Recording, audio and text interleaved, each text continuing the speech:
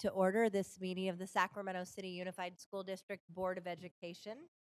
Item 4.1, our broadcast statement, which will be read by Student Board Member Halbo. This meeting of the Sacramento City School Board is being recorded in its entirety and will be cablecast on Metro Cable 14, the local government affairs channel on Comcast, Consolidated Communications, and AT&T Uverse. Today's meeting will air Sunday, November 4th at 9 a.m. and Monday, November 5th at 6 p.m. and webcast at www.sacmetrocable.tv. We welcome members of the audience to address the board. Please complete a speaker form located in the back of the community room and give them to our communications representative, along with any handouts you may have for the board, prior to the conclusion of the item's presentation. Please speak into the microphone when addressing the board and state your name for the record. Please limit comments during public comment to items that are not on the agenda. If you do comment on an item that is on the agenda, we will ask that you please defer your comments until your item comes up on the agenda. Please also turn off your cell phones or place them on silent or vibrate. Thank you, Student Board Member Halbo. Item 4.2, the Pledge of Allegiance, which tonight will be led by the Vulla Steinberg Mathematics Award-winning students. If you can please approach the dais.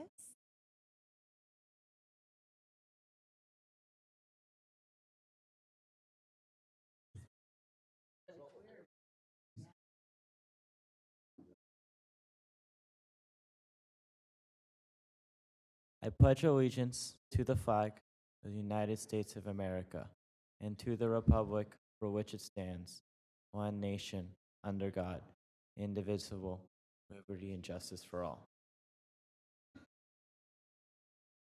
Thank you. I have the opportunity of recognizing these extraordinary young people. David Steinberg endowed the Vulla Steinberg Mathematics Scholarship Program at the CSUS Department of Mathematics and Statistics in the memory of his wife, Vulla Steinberg. Vulla Steinberg was a devoted and brilliant math teacher at Kennedy High School and an alumna of the CSUS Department of Mathematics and Statistics. Vulla Steinberg was instrumental in establishing the Mathletes competition in the Sacramento region. Each year, the Department of Mathematics and Statistics presents the Vulla Steinberg Memorial Scholarships to our middle and high school mathlete winners. Dr. David Ziegler, chair of the Department of Mathematics and Statistics at California State University, Sacramento, is also here to honor our students tonight and will be providing the Vulla Steinberg Memorial Scholarships to our winning students. If I can ask Mr. Turkey to please say a few words. Good evening, members of the board and Superintendent Aguilar. My name is Matt Turkey, Assistant Superintendent of Curriculum and Instruction, and it's my great honor to be here tonight for the 15th Annual Vulla Steinberg Awards. And I would like to thank our winning students, of course, and congratulate them on their achievements. They've learned from their mistakes, as all good math students do, and they've persevered. Those things which we want all students to develop, a mathematical mindset. And I would like to take this opportunity to acknowledge the teachers, the coaches, and the administrators, and of course, the parents of all of the students. If I can just ask folks just to give our mathletes a hand, please. Thank you.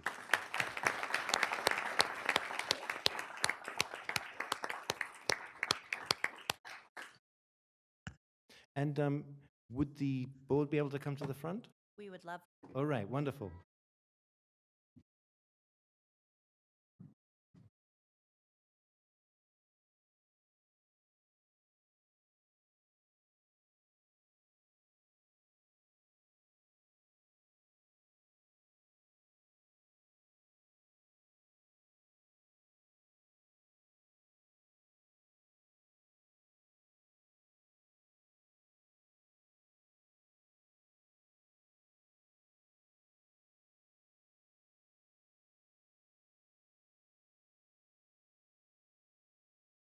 Okay, so the first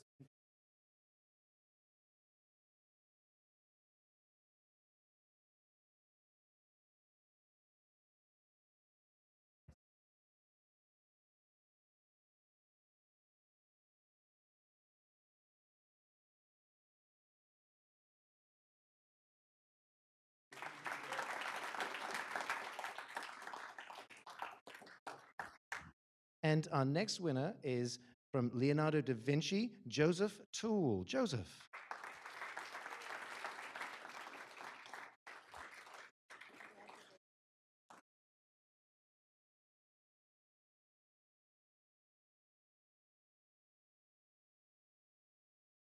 And our next winner is Angelicia Carranza from Rosa Parks. Angelicia.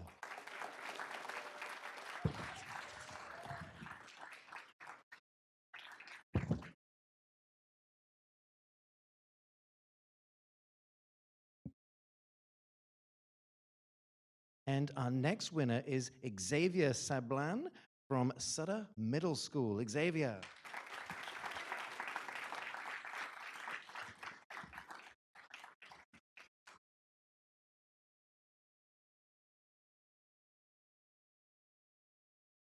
Our next winner is Patrick Lee from Wilsey Wood. And Patrick.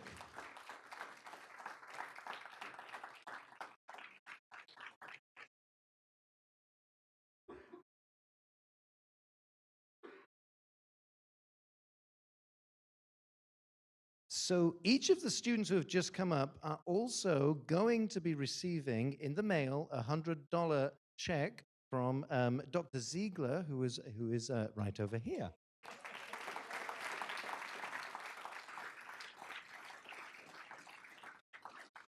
And before we go on to the high school awards, I'd like to honor both Xavier Sablan and Patrick Lee. Xavier and Patrick, would you mind coming up for a second, please? So Xavier and Patrick were the highest scorers in 7th and 8th grade. Xavier, the highest scorer in 7th grade in the whole district, and Patrick, the highest scorer in 8th grade in the whole district.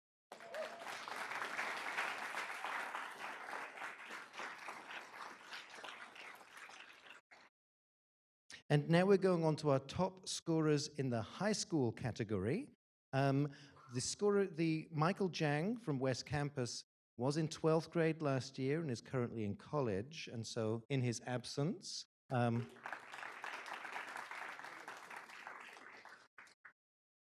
and the highest scorer from John F. Kennedy is Francis Feng. Francis.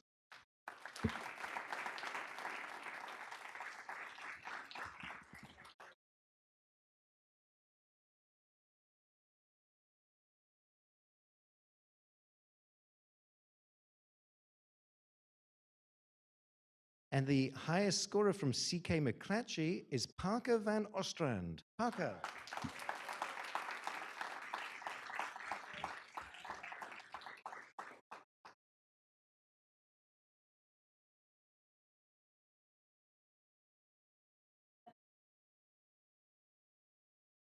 And our highest scorer from Hiram Johnson is Ron Vilbar. Ron.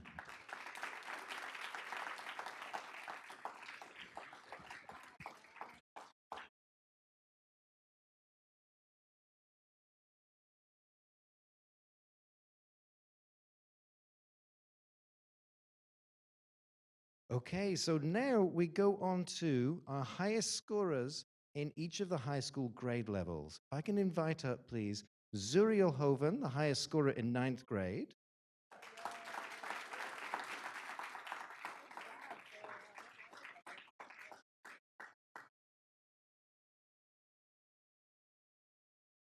And also, if I can invite up Lucy Lee from West Campus, the highest scorer in 10th grade. Lucy.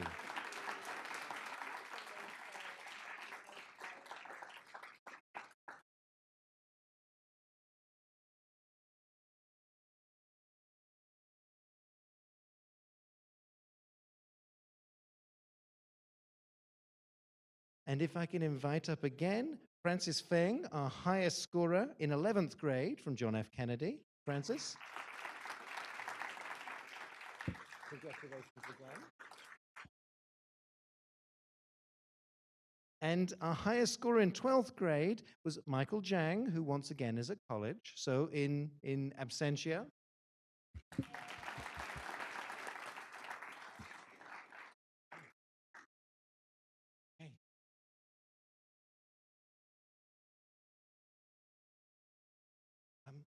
you want a photo op with everybody? A photo op with all the students? Come on up.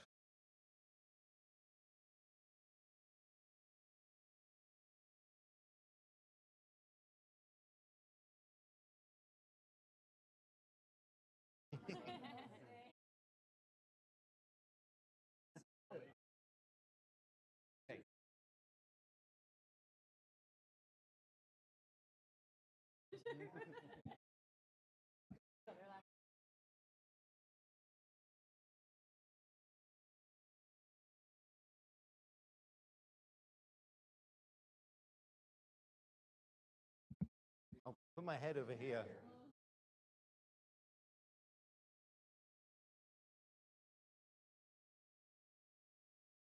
Okay.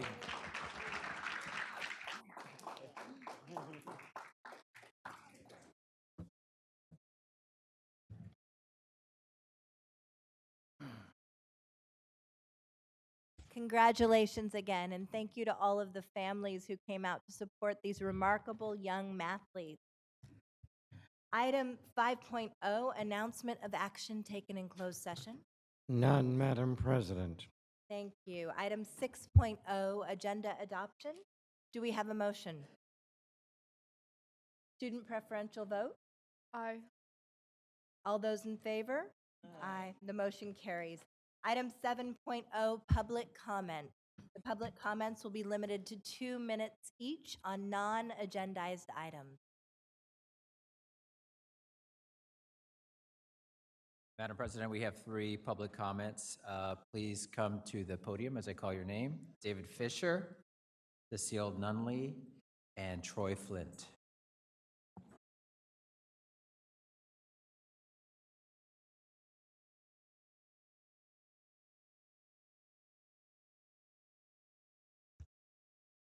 Hello, good evening. My name is David Fisher, President of Sacramento City Teachers Association. It was almost exactly 1 year ago today that our leadership met with Superintendent Aguilar, Mayor Steinberg, and we created the framework that led to our contract settlement. We reached the agreement in good faith and with great hope. However, we've been sadly disappointed. The district, for whatever reason, is refusing to honor the agreement regarding our union proposed salary structure that the superintendent personally negotiated.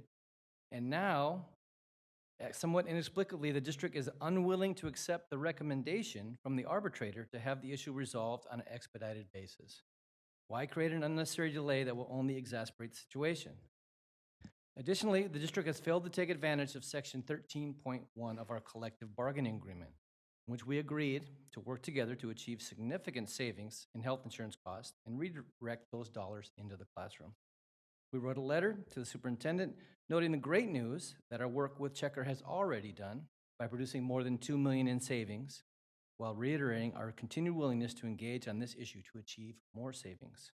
We remain perplexed by the district's reluctance to act. Why is that? It appears the district's priority is protecting bureaucracy. The number of administrators has grown by 81 since 2014, based on your own numbers. We have received other documents, different numbers recently, but that even shows that they've increased by 51, so it's either 51 or 81. And if that weren't bad enough, we recently learned that one major unexpected cost between when the second interim budget in March 2018 was positively certified and the rejected budget was submitted just 3 months later was a vacation payout estimated by the new CBO to be approximately $6 million. $6 million that went primarily to the highest paid administrators in the district at a cost that could have been completely avoided by simply requiring administrators to take their vacation over time instead of paying them out. However, we reiterate, again, our offer to meet with the district, other unions, and/or SCOE to discuss our proposal, curb bureaucracy in Sac City, and help fix the budget, with the understanding that ending the fiscally irresponsible vacation payouts must be part of any legitimate discussion. I look forward to hearing from you. Thank you. Thank you, Mr. Fisher. Ms. Nunley. Good evening, Board. It's great to be here and see all of you. I only have a couple of things, well, just one thing actually, and that is on the suspension report that was available at the last board meeting. It's great that you're putting this suspension report in there. I do have 2 requests. Could you make it a little larger font? It was so tiny you could hardly read it. number one. And then number two, the other thing I would ask is that it be broken down by subgroup because we could not see any information beyond just by school. So if I could do that. Thank you, Ms. Nunley.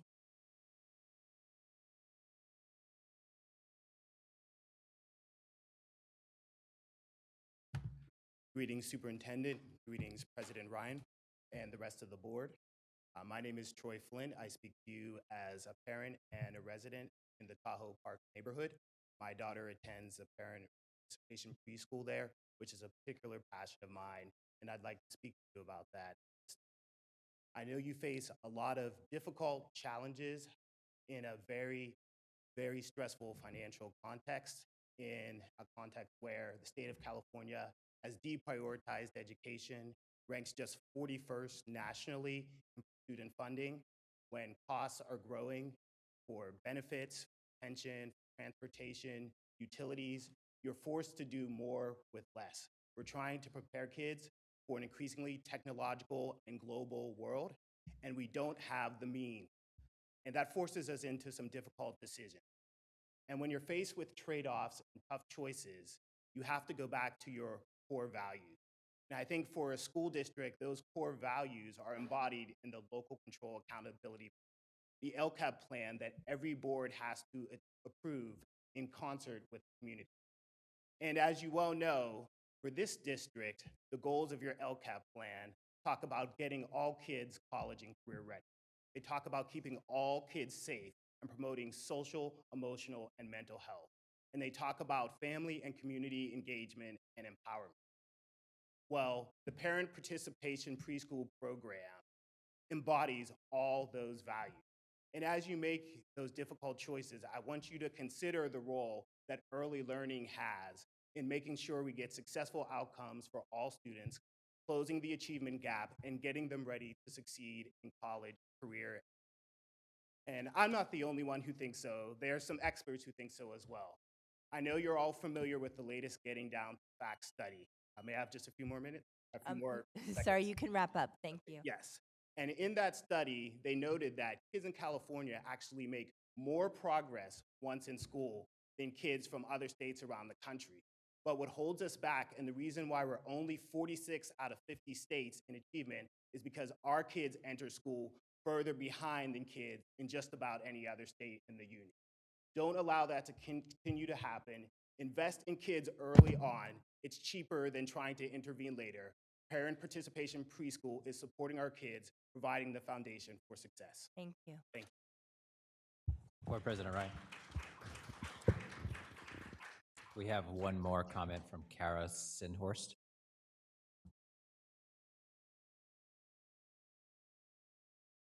Thank you. I have a unique perspective on the parent participation preschool program, as 39 years ago I was making macaroni art in it. But I've also had both my kids in the program, and I just see personally what a valuable program it is. The research is clear on how preschool benefits kids entering kindergarten and throughout their lives. There's been a famous study on kids that followed them till they were age 27. And not only does it benefit them, it benefits communities in terms of how much they save on welfare, crime, education, and more. But we've done a great job in Sac City of making sure that the lowest income kids have access through Head Start. What we haven't done is address the gap of sort of middle income and working class people. I'm an educator in Sac City. Hi. So you probably can guess about how much I make. I can afford our parent participation preschool program. I can't afford private programs. I already looked them up earlier today, and I found all the ones that call themselves affordable are $800 to $1,000 a month. There's just no way that can come out of my family's budget. If we cancel the program due to budgetary cuts here, my son just won't go to preschool next year. He'll hang out at home with grandma, which in some ways I'm sure he'd enjoy. Before you make any kind of budget-based decisions on the program, I would invite you, please, to go see one of the school sites. We're with Ms. Tamara Toby at Tahoe Elementary, and they prepare the kids for school not only by teaching them about literacy and numeracy and manners and taking turns and sharing, but they do it all with real warmth and grace. And I'd hate for you to make a decision on a program like that without actually having to experience it yourself. Thank you very much. Thank you for the invitation.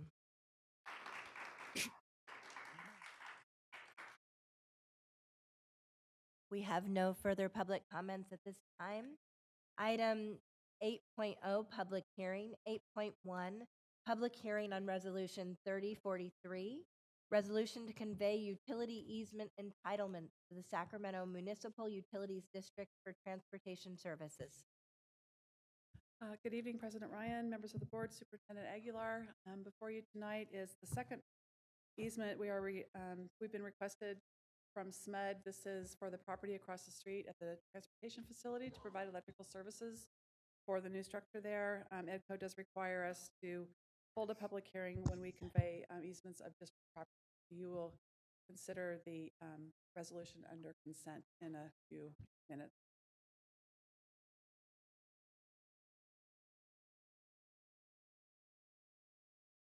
Do we have any public comments on this item?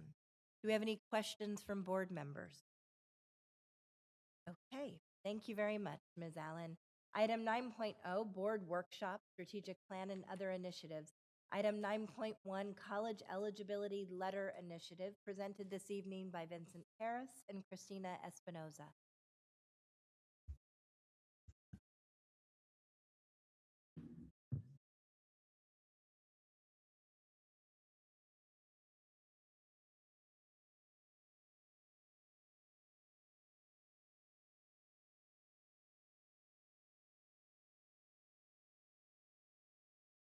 For the 2,800 students who are receiving this envelope, learning about their college options, I want to encourage the families to sit down and have a conversation at the dinner table about what it means to pursue your college dreams. The spirit of our vision around equity, access, and social justice calls for us to always be very proactive and close opportunity gaps. And in this case, we're letting our families know that we are about to send out packets to each of their children, letting our students know what opportunities are available to them after high school. We're excited because this is the second year in a row where we're notifying more than 2,800 students that they are college eligible. If you look at this congratulatory envelope that each and every one of our seniors is receiving in Sac City Unified, it says, "Congratulations, your widest array of options are inside."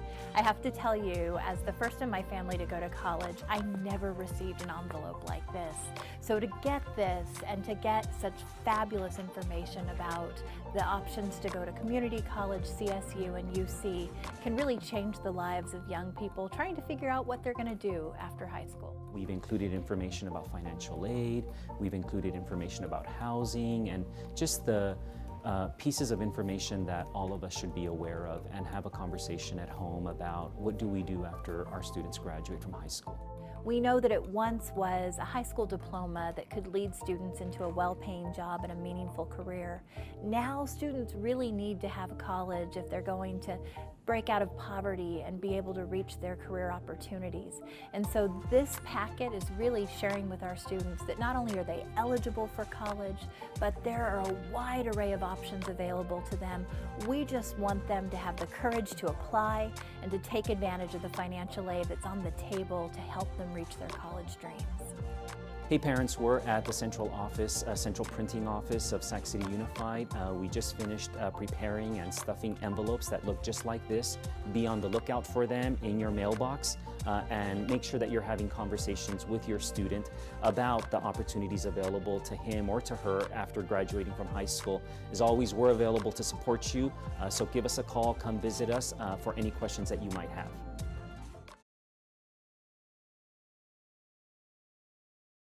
Good evening, Board President Ryan, board members and superintendent. My name is Vincent Harris, and I'm the Chief of Continuous Improvement and Accountability here in Sacramento City Unified.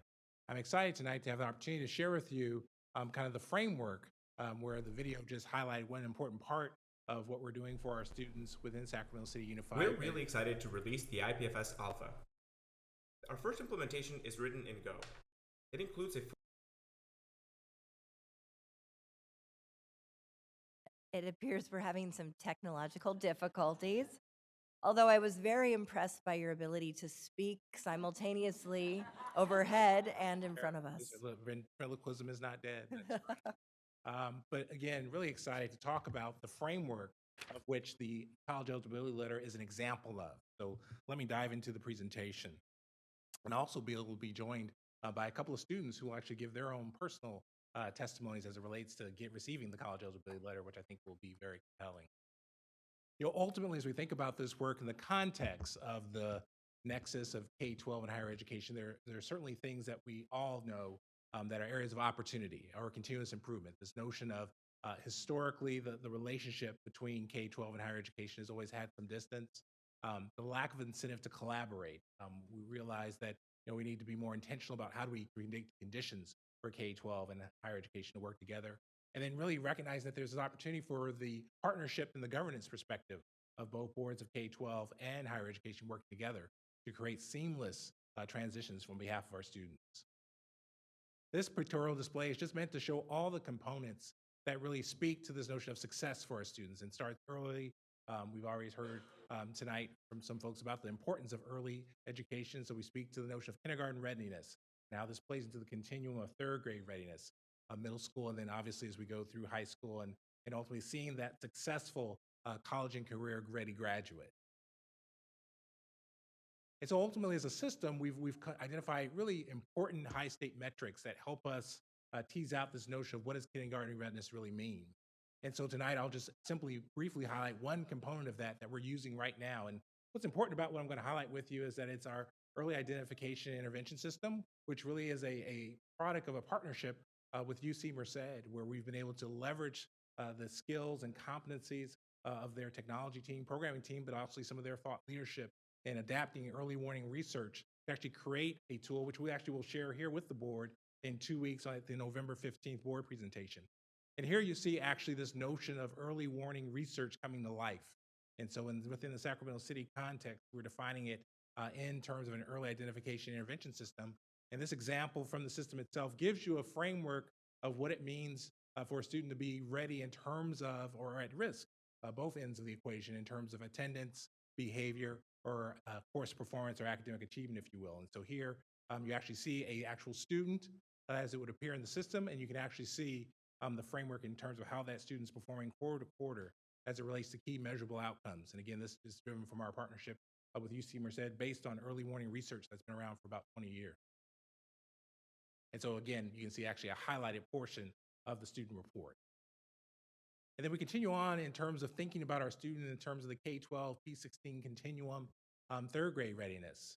And so here we actually have an opportunity to think deeply about measuring many things, but in terms of one measurement we'll highlight for this presentation, this notion of looking at the achievement gap for students, but also in this context, really looking at this notion of how do we look at disproportionality? And I know this slide is busy, and the goal tonight is to really just give you an orientation to how we're using real-time data to think about students. So for example, this measurement is of the number of 4th to 6th grade students who met grade level on track criteria. So basically think of these students who are on grade level. The slide or the section below you there, where we're just aggregating student information. And in this context, we're looking at some of our most at-risk students. If you look at the section that says all, it speaks to what the average is. And so this says the average for this measure is about 18%. But we know in the context of looking at the data, we can't just look at the average. We really have to make students visible. And so in the context of looking at students who are at risk and making them visible and really applying the superintendent's strategic frame of an equity, access, and social justice guiding principle, the measurement also looks at really at-risk groups of students. And so you can see it's arranged in terms of looking at foster youth, English learner. The real takeaway is that if you focus in on that middle column, you see students on average are 18% of the measure. But for example, for foster youth, it's only 1.7%, 2%. For English learners, it's 2%. Long-term EL, slightly higher. Our homeless students at 5%. Special education students just under 7%. And so this is a way in which we can see students and see relative performance. And so this is where the disproportionality analysis allows us to really think from a overall, not just equality, but really from an equity perspective, what must we do differently as a system? When we see an average, that only gives us kind of a holistic kind of composite view, but it's really the ability to see by student, by need, as the superintendent speaks to the guiding principle, is really where our work comes to life. And then ultimately, as we think about this continuum, we get to high school readiness and success. And really, you've heard previously in previous presentations about our A through G monitoring tool. And this has really been something that's been an important tool to help support the work that goes on behalf of our students, and particularly our high school students. This is something that directly is informed by the superintendent's background, working in higher education, and allows us to really take the data as it relates to our students' academic performance for CSU and UC, and really look deeply at their opportunities to become fully eligible by completing the 15-unit minimum for A through G. And so this is a tool that starts giving a profile to counselors, which can be used as a conversation with students to help them understand where they are in that continuum. Because there's benchmarks that start at 9th grade in terms of completion for A through G, which is a measurement of college readiness. And then this tool actually allows you to kind of see in real time, how are students doing? How are they performing? And of course, gives an assessment, are they on track, subject, borderline, or off track? So that again, we can take actions to support them in cases where they might be subject, borderline, or off. And then finally, as we think about our students as they graduate, we reach this notion of really, what does it mean to be college and career ready? In this context, as you saw through the video, what does it mean to be college eligible? And so we have lots of resources that we're building to try and help support our students to understand it with information about, so as you look at your academic profile as a student, where am I most eligible to attend college? So we've actually done proactive work to help build on that. This gives you just a frame of how we've looked at kind of the history of Sacramento City students who have enrolled at these various institutions, basically taking their academic profile and saying, what is a Sacramento City Unified student who has graduated and has enrolled at these various CSUs and UCs, basically bucketing them by kind of cut points we've developed internally in order to create these things called groupings. So there's this grouping A, which really gets to the most selective CSUs and University of California's, all the way through grouping C's, which allow us to kind of look with some differentiated view of how are students ready as we think about this notion of a profile, of a combination of GPA performance, SAT performance, really taking those components that are defined as the conditions that colleges use to define success. Again, this has really been a powerful tool through our UC Merced partnership, because it's allowed us to really do some unique number crunching that's really based on the conditions that the CSUs and the University of California's use. And so this led us to an exciting project in terms of launching in a soft launch last year, but really a fully intensive launch this year, our college eligibility letter. And so that was the video that you saw opening this presentation.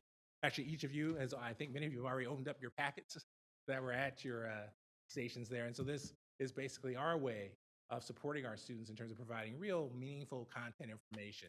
And so on both sides, this slide here, you see actually the envelope, which you're holding, but then you also see the data that we share with students. And really what's important to note, and I know it may not be fully easily to see on the screens, but you can see the bolded the institutions, that being the CSUs like CSUL Los Angeles, CSU Monterey Bay. Those are the ones where the student's academic profile most matches.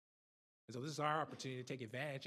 And as the superintendent speaks to this notion of changing conditions in the present, as everyone, mostly people in the room probably already know, the application window for our California State Universities and UCs actually closes on November 30th. So this is a real-time, real action-oriented project where we're able to show information to our students to help them take action. And then, through the power of a data sharing agreement, which I'll talk about in a moment, we actually are looking to get data in real time over the next 4 to 6 weeks so that we can be informed of where our students are applying in our local region so we can encourage those who are eligible. And then actually building on the guiding principle, we talk about the widest array of options. We've just recently launched, I think you have a second packet on this, really our 8th grade letter, which really builds on the notion that we know we have great specialty programs within Sacramento City Unified. We really want to make sure students are aware of them. And so being intentional, obviously to some degree, we know about the aftermath of the C.K. McClatchy, his program concerns and incident.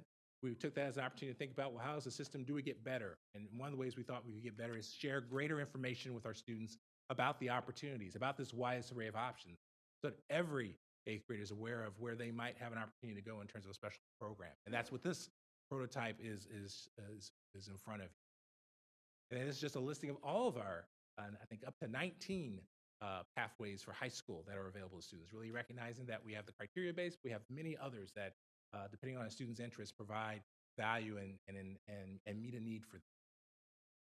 And then coming back to this project, this is where we're actually going to take an opportunity to hear from a couple of students, Jennifer and Diana, where they're going to give us their perspectives on the experience. I believe Principal Lambert will be accompanying them as well. And so you'll get an opportunity to actually hear from our intended audience with this project about what this experience meant for them. And then I'll continue to wrap up the presentation.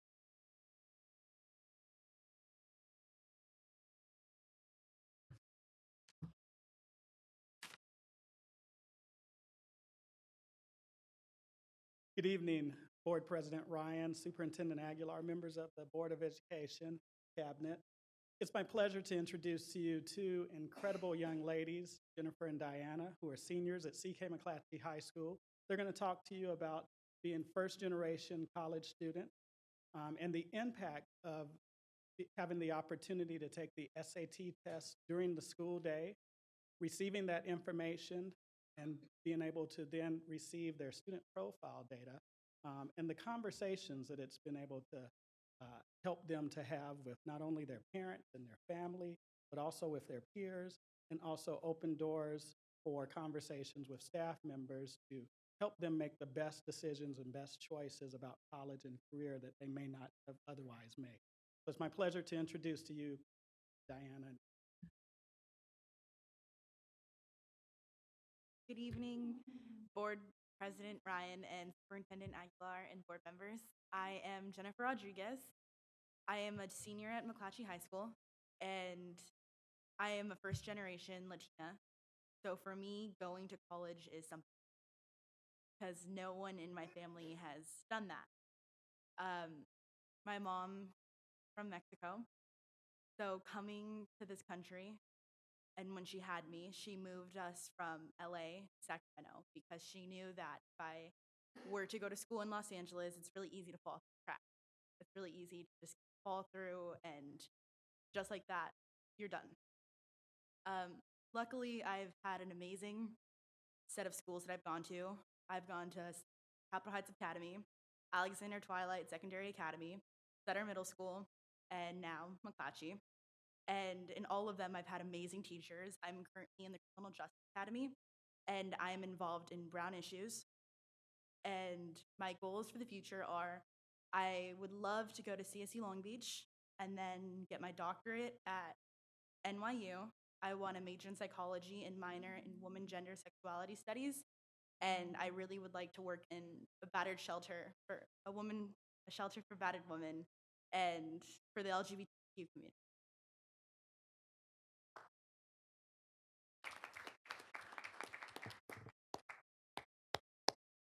Good evening, Board President Ryan and Superintendent Aguilar and all board members. My name is Aldrete, senior at C.K. McClatchy High School. I've been in the Sacramento City School District my whole life. Started at Washington Elementary School, also attended Sutter Middle School, and now I'm at McClatchy. I'm also, Jennifer, first generation. That is a huge thing for me because my mother was only able to go attend the fourth grade. So that's a huge accomplishment that I've gotten to high school and had the opportunities been given. I really want to be able to go to college.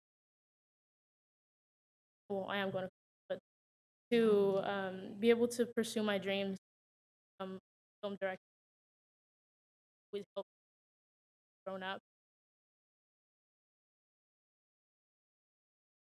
Cool. So I know I can say for Diana and I that we've both had amazing teachers. I've had, one of my teachers is actually here, Officer Graham, and a huge part of, like, he supports me a lot. And I have another teacher who really, really supported me. For something that may seem small to someone else, it was really big for me. And for me, it was getting an A in math class, which seems really small for someone else. But for me, who I've never gotten an A, it was huge because he offered me that tutoring every day after school and during lunch, and I took advantage of it. And I was one of the only students who got an A in his class. Everyone just struggled so much.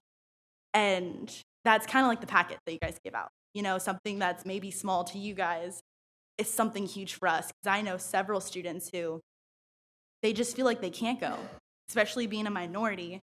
you're just kind of expected not to do the best. You're expected less. And it's sad to say, but it's true. I know several students in my academy class who have amazing GPAs, better than mine, and they're not going to college, or they're going straight to a community college, which isn't bad, but they have so many opportunities. And I feel like this packet has really given us validation, and it's really opened our eyes to different things that we're able to do, different opportunities that we have. For me personally, I had several colleges centered in my head, and it really validated that notion. And it gave me more schools that I can go to, several private colleges and USCs that I didn't really know before, as well as the SAT. You know, my mom's always been the type of person where she pushes me to take advantage of everything that's in front of me. So having the SAT day, honestly, I'm just gonna say it, like, if you don't take advantage of that, it's our fault, it's the students' fault, because you guys are putting it in front of us. And it's something that I really appreciate, because I feel that I probably would have taken it later, and I would have been less prepared than I am now. As well as the PSAT, all of the organizations you guys have given us, they're very important. And they really do help us get there where we need to be. And I'm the oldest of 8 cousins, so I know they all look up to me, and if I could, I would bring all these things down to them. Because like I said before, it's really easy to fall through the cracks. Even though we live in an amazing community over here where we're so focused on education, it's still hard, it's still really easy to fall through the cracks over here. Thank you so much. Well, I just want to say that the packet for me was,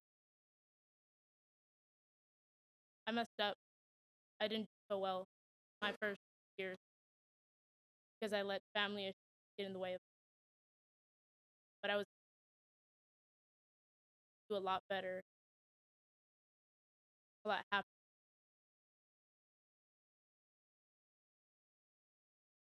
The packet helped made me feel like I have more of it. Gave me more of kind of like a tip saying don't settle, saying because okay, is good. Yes, I can go to Sacramento City or wherever do through, and it's possible. For me, the SAT, if I'm being completely so grateful. Cool, I'm the type of person. I don't think I wouldn't have taken it if it weren't, because I didn't believe myself. I was going to settle, but thanks to the resources, I did. Now I'm starting to see all the confidence. Thank you so much for both sharing your incredibly inspiring and compelling stories.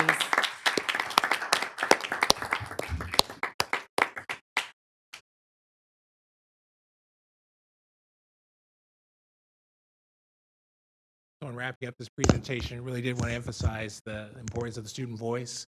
And the packet is more than just about college. It includes FAFSA information. It's meant to be this almost a one-stop overview of the college experience to support students in their decision-making.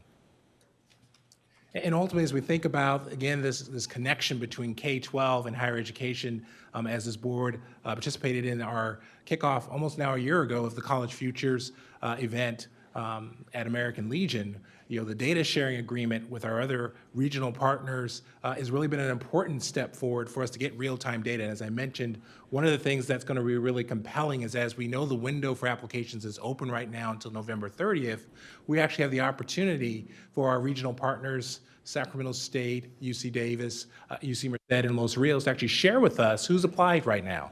And as our students shared, we have an opportunity to take action, that if students have a profile that would suggest that they would be an eligible candidate for our local regional schools, we have an opportunity to touch them now and let them know, hey, the window's still open until November 30th.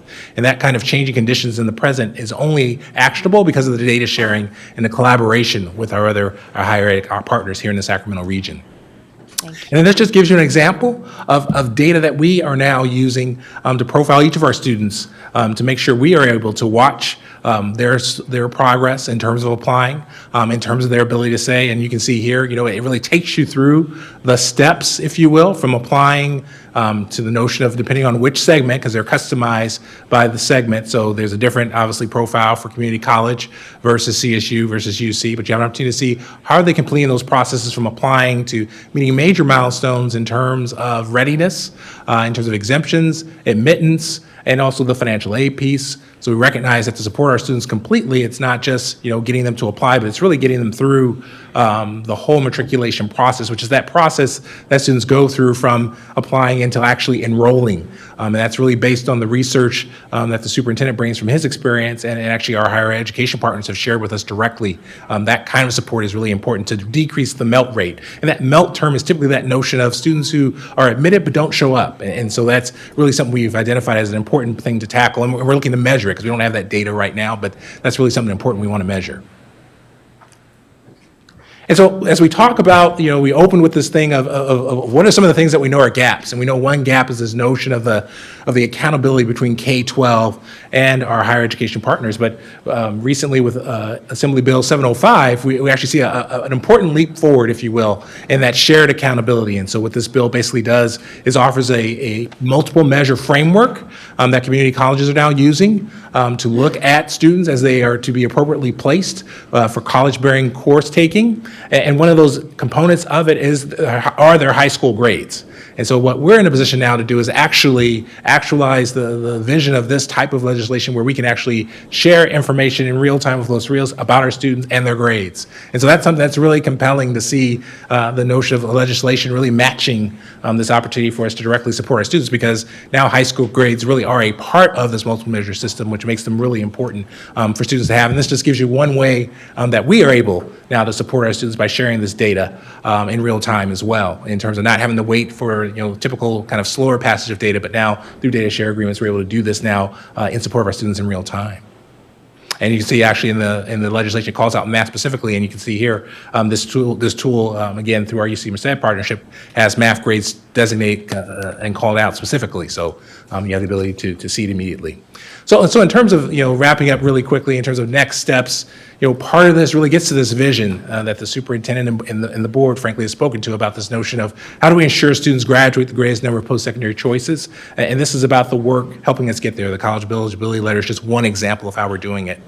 And then bridging that gap, really recognizing that we see policy opportunities to bridge the gap. We want to take advantage of them, and other opportunities as well in terms of making sure that as we talk about this distance between K-12 and higher education, we are doing things intentionally to close it. And then related to that is continuing to seek research-based partnerships that allow us, as you saw back in May, we had the Research Practice Forum, really just continuing to be present in other spaces where we can talk directly about college and career readiness for students, and making sure we're reading legislation and using that to actually inform other tools we might create for our students so that we can stay on trend and current in terms of making sure we're supporting students with things as they're shared with the press, as they're shared with you.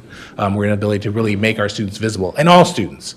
These tools are not designated for any specific student group, if you will. They're for all of our students. And so it's about making all of our students visible and all of our students know their options, as you heard from some of a couple of our students this evening. And so with that, I'll just make a brief mention about the College Readiness Grant, because we talk about ways that we support our students. This has been a big financial win for us. You see this in kind of a high-level way, but when you think about things like SAT Day, the college tours have been extensive throughout the state in terms of CSU visits, AP exams support, PSAT, SAT support. Just want to recognize that if we think about the importance of these opportunities, they really are funded through resources, and so this has been a really important resource for our district to create these opportunities that we have for our students. And with that, I'll end the presentation. Thank you so much, Mr. Harris. Mr. Barrios, do we have any public comments? Or Mr. Lopez, do we have any public comments? No comments. Okay, so I'll take board member comments at this time. Board Member Pritchett. Thank you, President Ryan. I have a few comments and then I have some questions. First off, this is awesome. So thank you for your hard work on this. I'm sure that it means a lot to our families and students that are getting this information and knowing what choices are available to them and what they should be working towards. Some of my comments as I was going through the package, and I don't know, I know the packets, they can't be too large because it's a lot to go through, right? And we don't want to make it too dense where people just aren't looking at it and they're kind of like, no. But I wanted to know, first off, I didn't see any information about JCs in here. Did I miss something? So the packets are actually, I should have made more emphasis, are customizable. I might ask you, Board Member Pritchett, can you share what the groupings are on your packet at the beginning there? So just in terms of those groupings that I shared previously. Group 0? Oh, okay. So that packet, normally, we try to customize the packets to what students should have. And so in that packet, we should have had I didn't see some anything community in college. So there. that might have been a miss there. But the packets are meant to, back to the point you raised, have the information that the student needs. And so for community colleges, we did try to make sure they had the community college information. For CSU students, you had the CSU information. So I think, unfortunately, your packet may have had one of our I did error see like rates. what classes they should be taking, but I Right. didn't see like anything in particular to like that said like information regarding Sac City Okay. Well, that or might be an Sierra opportunity. College or like our Gotcha. local JCs that are in Gotcha. our area. That's what I meant.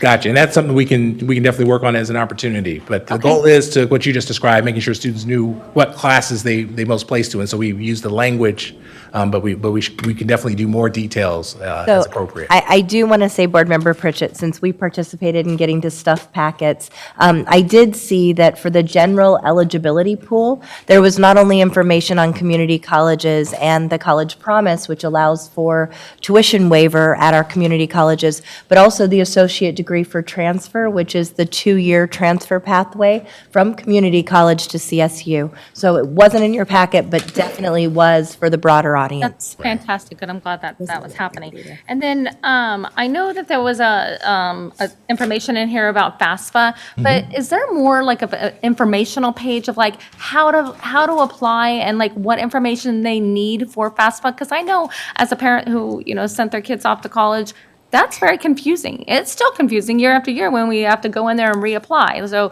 maybe just like a more informational page of like what information to collect that they're gonna need, especially for like kids that are, if their parent, not all parents are in the picture, or divorced parents, and they have to get tax information from the other parent. Maybe that kind of information would be good. And your point's well taken, appropriate. And just to share in terms of, and she wasn't able to be with us tonight, but Christina Espinosa, our Director of Counseling, Guidance and Counseling, actually does FAFSA work with our counselors as well. So there is another channel for sharing FAFSA information, but you're right, we can definitely do more in the packet too. That's great. Thank you for that. And then one other, I have a couple questions, but one other thing, thank you so much for this 8th grade packet. This is fantastic. And I love that we're showing our students like what's available at the other schools and like choose your path. Have we thought about doing one at the elementary school for like 6th graders going into middle school? Because I know like in my area in Rosemont, a lot of families will send their kids to Sutter and they'll say, oh, we know that these programs are available at Sutter, and it's because it's word of mouth, but they don't really go into depth to find out that that was happening at Einstein too, but they had no idea that that was happening at Einstein. So maybe something, I know it doesn't have to be like as a in-depth, packet, but maybe just like, a 3-pager that can be sent out to families. That would be fantastic. So my questions are, first off, what percentage, I don't know if you know this off the top of your head, Vincent, but do you know what percentage of our students are eligible for UC and CSU eligible? And generally, the proxy we use is our A through G completion rate, which generally is about in the 40s. So about 40+% of our students are Okay, that's kind of generally what I was eligible. thinking. Yeah, I just couldn't remember off the top of my head. And that's Okay. using the standard measure of A through G completion. Okay, and then thank you for showing us that beautiful database that is keeping our counselors, and they can go in there and check to see, and meet with our students and let them know where they can go and what they're eligible for. Can you give us a little bit of information on that and like how we were able to build a database like that? Well, really, that is the power of our partnership with UC Merced. So they've, in the superintendent's prior work in terms of being in outreach. And so ultimately, we had the elements of what high schools should know to support students in the college-going work. And then actually, our partnerships in terms of data sharing actually provide us the means to get the actual information. And so without our current partnerships with our regional partners, it would be difficult for us to populate it. So, and some of the information comes from CSAC in terms of FAFSA. So it's really being intentional about figuring out where data sources are and then trying to build data sharing agreements where appropriate. But How were we collecting it before?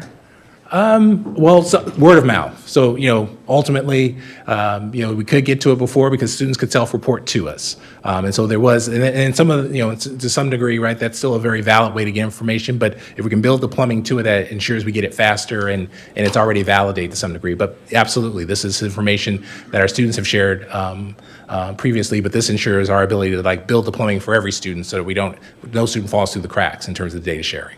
Well, thank you, and please thank all the staff that were involved in this and their hard work. A big thank you absolutely. from us, because this is invaluable information. So thank you for the presentation on this. Right, and it speaks to the great work of our counseling team. And you said, right, there's a continuum of this work.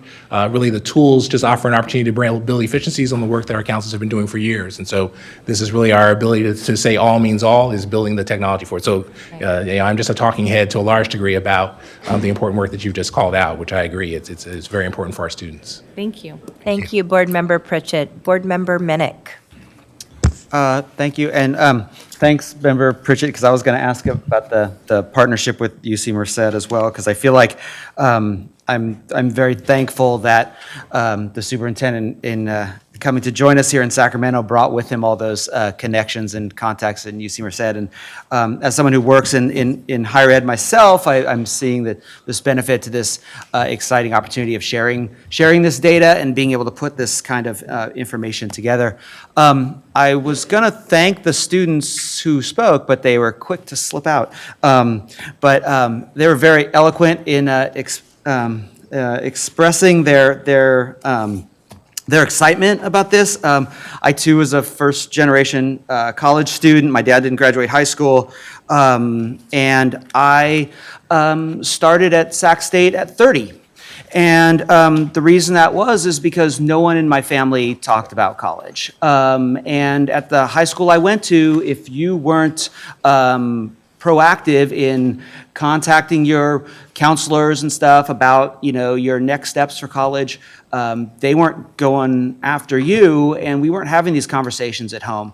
Had I been sent a packet like this about what my options were, it might have very much changed my trajectory, and I wouldn't have had those 12 years in between where I could have been completing, other education. So I'm really excited about this. I think this is huge. I'm very excited that next year we'll be getting one of these home at my house for my daughter. And it not only is this exciting and motivating for our students, but it alleviates a lot of additional legwork by parents and families that sometimes we just don't always have the time, resources, to do, and maybe we don't always see the value in doing some of this research. And so to kind of light a fire under us a little bit by seeing these options, I think is really huge. So I really appreciate all the work. I appreciate the students who spoke, and I'm just excited what this means for our kids as they transition out of high school into the next thing. Thank you. Thank you, Member Minnick. Student Board Member Halbo. Hi. So I got my packet maybe a week ago, maybe 2 weeks, and it all said that Sarah was still a student board member. But I know that I'm not necessarily the typical student, and that I basically had my plan for college by fall of junior year, and by spring I knew which colleges I would be more likely to get into. But that was because that took up a majority of my time, and I had the resources, and I knew that that was my plan. And being at West Campus, everything is very much college focused, in that everyone takes the SATs. Our classes in AP Literature, we had to write an answer to one of the UC questions and turn it in. And, the college tours, like they were saying, Merced came and talked to us about the UC questions. We have mandatory counselor visits. All of these things exist at West Campus, but they don't exist district-wide. So things like this packet and the steps that we're taking to make sure that all students throughout the district truly understand what opportunities they have are clearly very, very valuable. And Jennifer's metaphor was really perfect in that it wasn't new information for me. It wasn't anything that I hadn't heard, but for so many other students, this was very important and something that they just hadn't had the opportunity or the access to before. And the 8th grade packet is very interesting to me, because I know that just living in Sacramento and telling someone I go to West Campus, they don't know what that is. Same with like health professions, the MET, SES, a lot of those programs that are very specific to a lot of students who have interest in those areas, they don't know that they exist. So having an 8th grade packet that really shows them what high school opportunities they have is really helpful. Thank you so much, Student Member Halbo. Board Member Hanson. Up to push OK. I'll chime in as well, just in, rapt support of this. The work is great. I'm really proud to sit on the board that has prioritized this as part of our funding, and it's something that's obviously really important for our students. And similarly, my family, neither one of my parents went to college. Neither one of them really thought it was that important for me to go to college.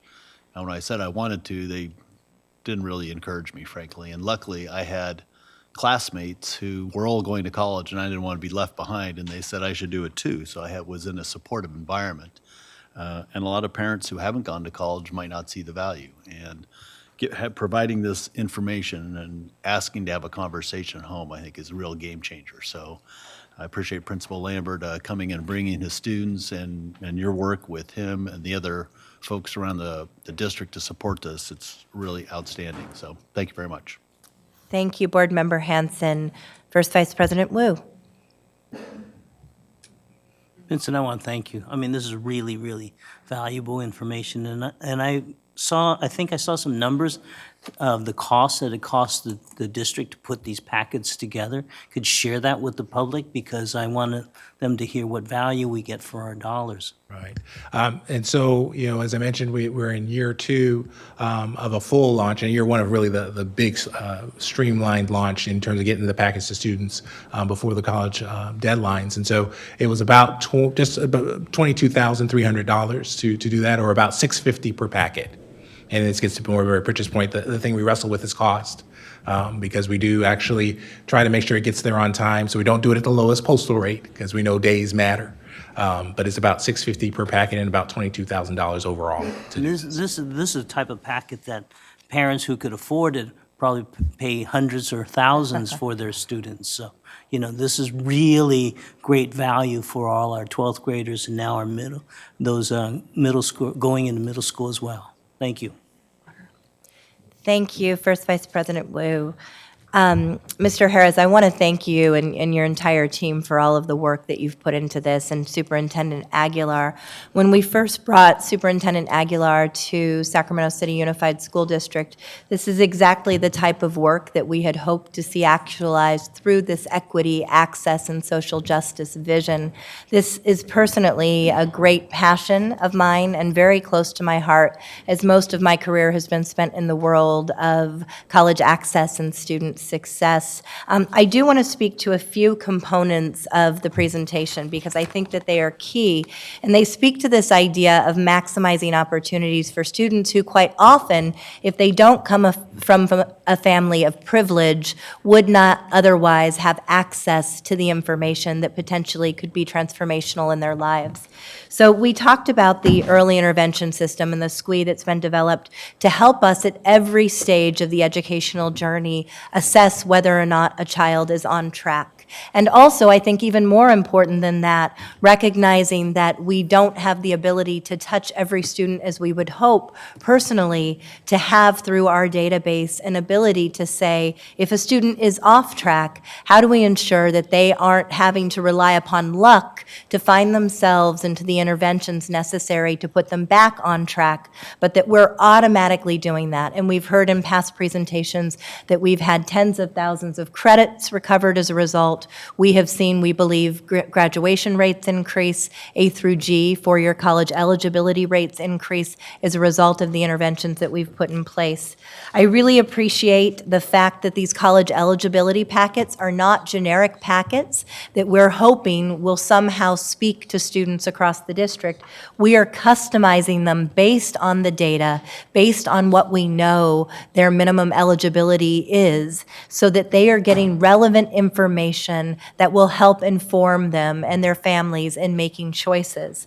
I also appreciate that you have included in the packets a reference to AB 705. I think you know that that was legislation that I worked on at the Campaign for College Opportunity. And previously, to my great dismay, as to others, 80% of students across the state were entering the community college system. And frankly, we know 2/3 of all of our students who go to college will start at community college.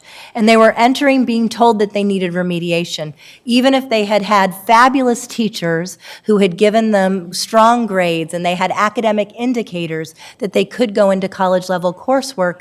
They were being told, based on an arbitrary assessment test through the doors of a community college, that they needed to take a lengthy remediation sequence in either math or English.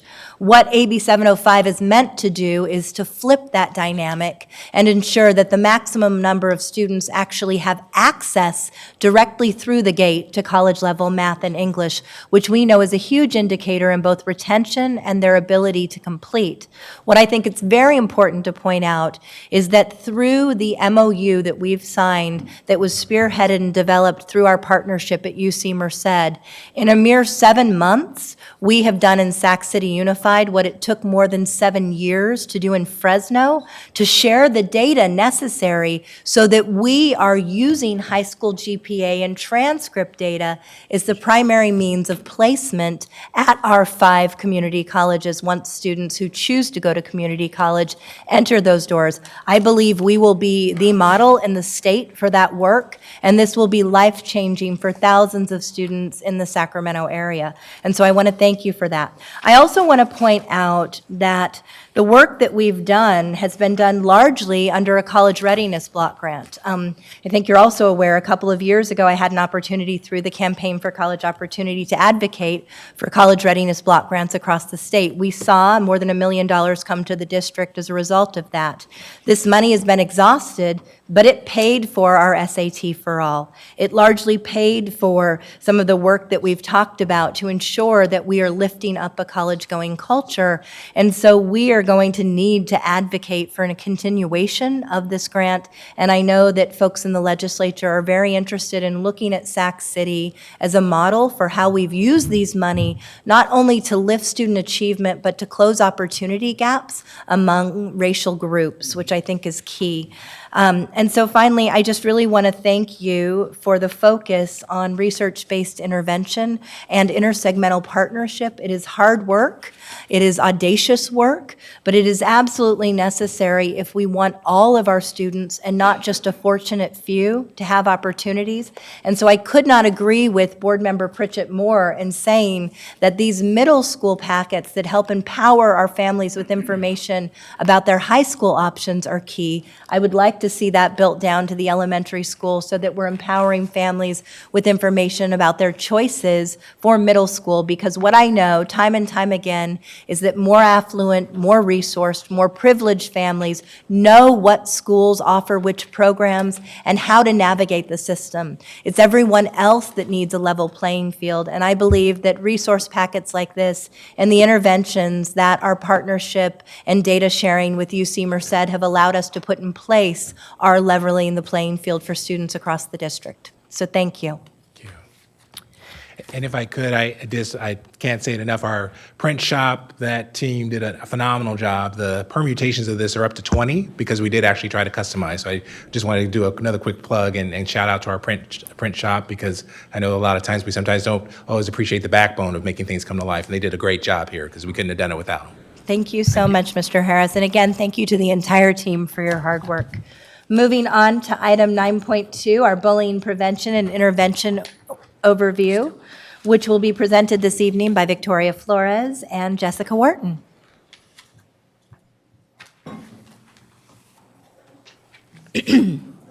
Good evening, Superintendent Aguilar and Board President Ryan and fellow board members. My name is Jessica Wharton, and I am the bullying prevention specialist for the district.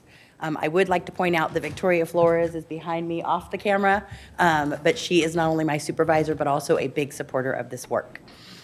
Before I get started, I just want to let you know, I didn't call out cyberbullying per se in this, but every time I refer to bullying, please know that it is inclusive of this presentation.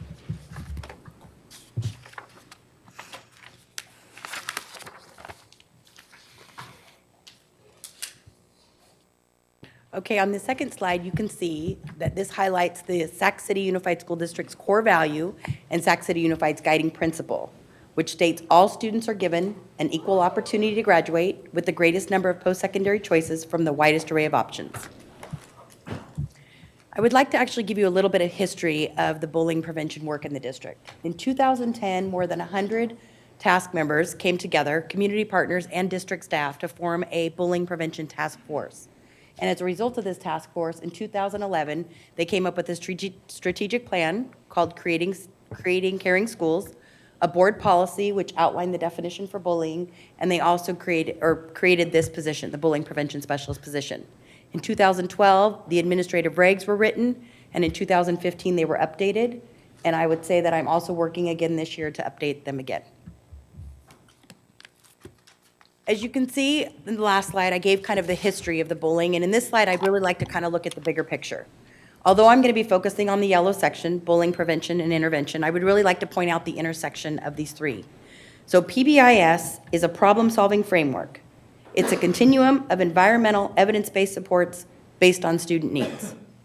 Social-emotional learning refers to the process of learning, practicing, and building competencies. And bullying prevention is the school-wide policies, practices, and procedures for preventing bullying and addressing bullying. And as you can see, there's also some moving parts in here, which is inclusive of trauma-informed practices, culturally responsive teaching, student support services, and expanded learning and youth voice, and I would even throw in restorative justice. With all of these moving parts coming together, basically what happens is when they work together, it increases not only the school climate, but also students' development towards grade level readiness. So I'd like to just point out there are many functions in the bullying prevention specialist position, and I will highlight a few of them. The outreach and training is a big part. We implement comprehensive bullying prevention trainings at schools, and I'll kind of go into more detail on the next slide. We also train, I train administrators, Sac City staff, parents, and students in bullying prevention. This position also implements bullying prevention programs at schools, coordinates the reporting process, and provides consultations and mediations. So like an example of a consultation might be when a parent or an administrator calls and they say, okay, Jessica, this case might be like a gray area. It might be an overlap between cyberbullying and sexual harassment. It might need a little bit more guidance in the way of action steps. And a mediation is actually when I go to a school and maybe mediate between a parent and an administrator or discuss, right, if it is, does substantiate, right, bullying or not substantiated. And I think mediation really is about kind of restoring the harm and repairing the relationship. And in that regard, I think it's really about trying to diffuse the situation and come up with something that would be mutually beneficial for both parties. This position also provides or looks at data collection, collaborates with Sac City Unified School District departments and community partners, and chairs the School Climate Collaborative. I want to let you know, when this work first started, a bullying prevention advisory committee was put into place. And what happened is about 4 years ago, the advisory committee decided that a lot of the work really was looking at the broader picture of climate. And so it switched from being a bullying prevention advisory committee to a School Climate Collaborative.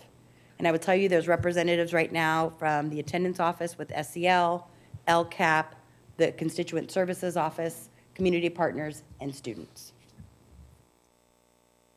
So, as I noted in last slide, one of it is the comprehensive bullying prevention programs. This is kind of looking at what I like to consider the layered approach. So tier 1 is obviously universal approach. That might be a school-wide component focused on training and awareness. Tier 2 is your classroom component focused on reinforcing school-wide rules and building social-emotional skills. That might be a curriculum.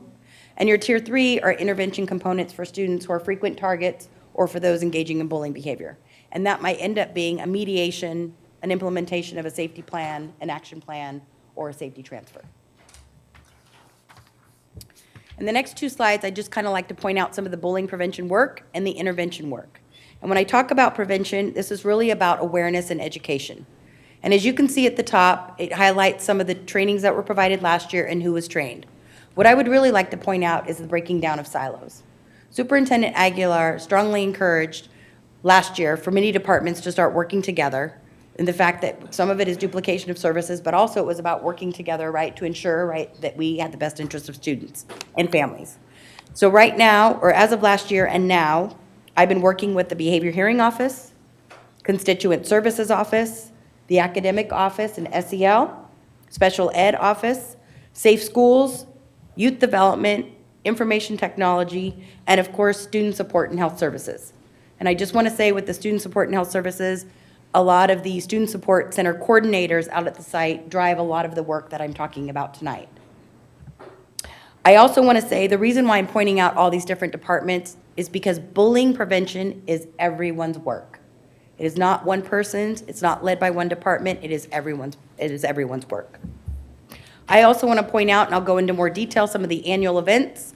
Stand Up, Speak Out Against Bullying Youth Rally that happens in October.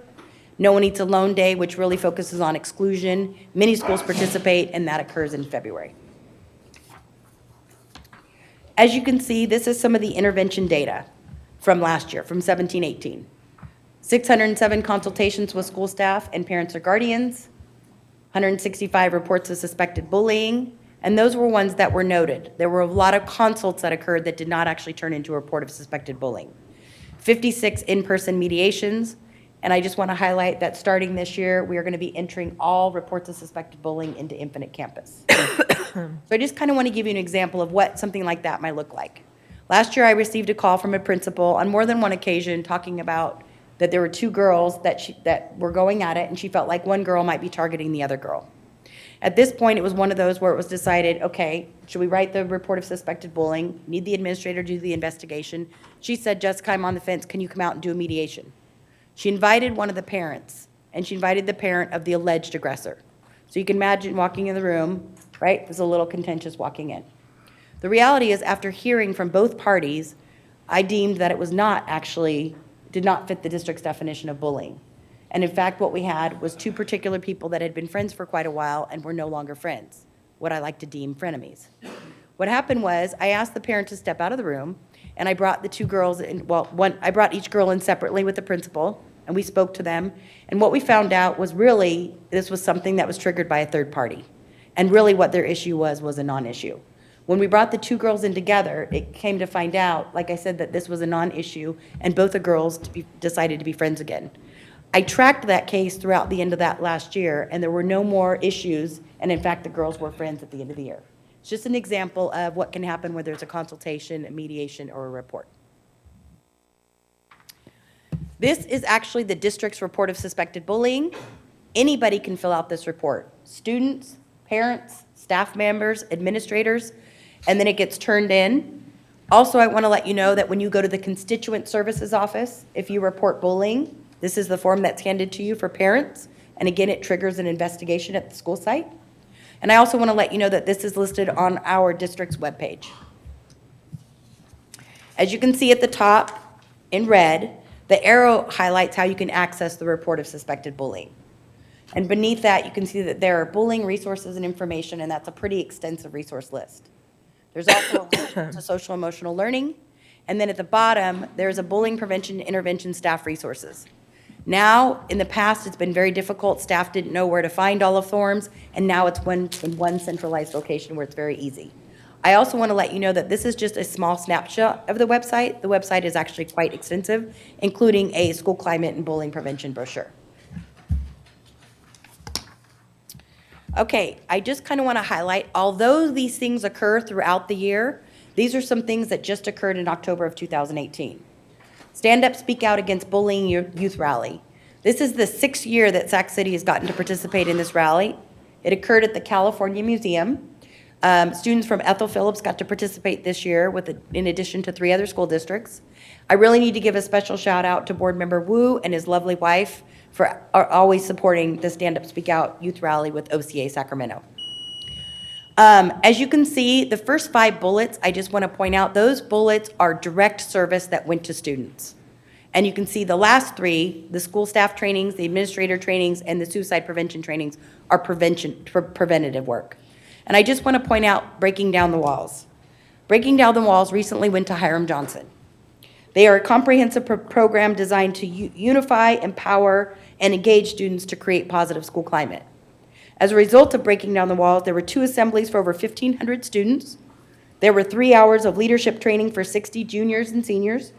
There were 3 full-day interactive workshops for 175 9th through 12th graders. And obviously, there was a cost attached to that. So next steps. What I would really like to point out, well, all reports of suspected bullying will be entered into Infinite Campus, and I think that's huge growth for us because now everybody will be on the same page with whether a report is either alleged, substantiated, or unsubstantiated, and it will have resolution to see whether there was an action plan, a safety plan, a transfer, or what may have happened as a result. I also want to point out that there has been a very tight cross-collaboration between the Behavior Hearing Office and Constituent Services and myself. There have been a lot of cases that have come in that have overlap between either cyberbullying, bullying, possible sexual harassment, or harassment. So to the point that I have now had a weekly meeting with the director of students or director of Behavior Hearing Office to discuss that crossover. It is not up here, but I also want to point out a partnership with IT. IT had developed, no, not developed, but had researched and came up with a free curriculum that is online called Be Internet Awesome. I printed out a couple things that I can provide to you today. It is a free curriculum. It's easily accessible. I have embedded it in all my trainings to provide to school sites. And there was actually a survey done as well and a letter that was provided to IT from Albert Einstein kids talking about the ease of use and likability of this curriculum. I also want to point out that working with community partners to address bullying prevention with at-risk students. Clearly, it's about working with all students, but this year there's a special focus on really looking at our students and special populations. Students with disabilities, immigrants, foster youth, LGBTQ youth, and English language learners. I had the pleasure this morning of meeting with 2 members of CAC, and I want to let you know my ask was, will you help? And their answer was yes. And I look forward to that continued partnership. And then last, I will continue to sit on the suspension school climate work group to help create district measures around safety and connectedness. One of those measures is the bullying-related indicator. And this will track the number and percent of students reporting bullying incidents that have a developed safety plan with no recurrence of bullying. And then to come full circle, this work revolves around school climate. And again, I'm going to say it again, bullying prevention is everybody's work. So through the continued suspension, school climate work group, and other task force and work groups that are going on currently in the district, we will continue to work on creating a safe and welcoming environment for all students. Thank you, Ms. Wharton. At this time, we will take public comments. Do we have any public comments on this item, Mr. Barrios?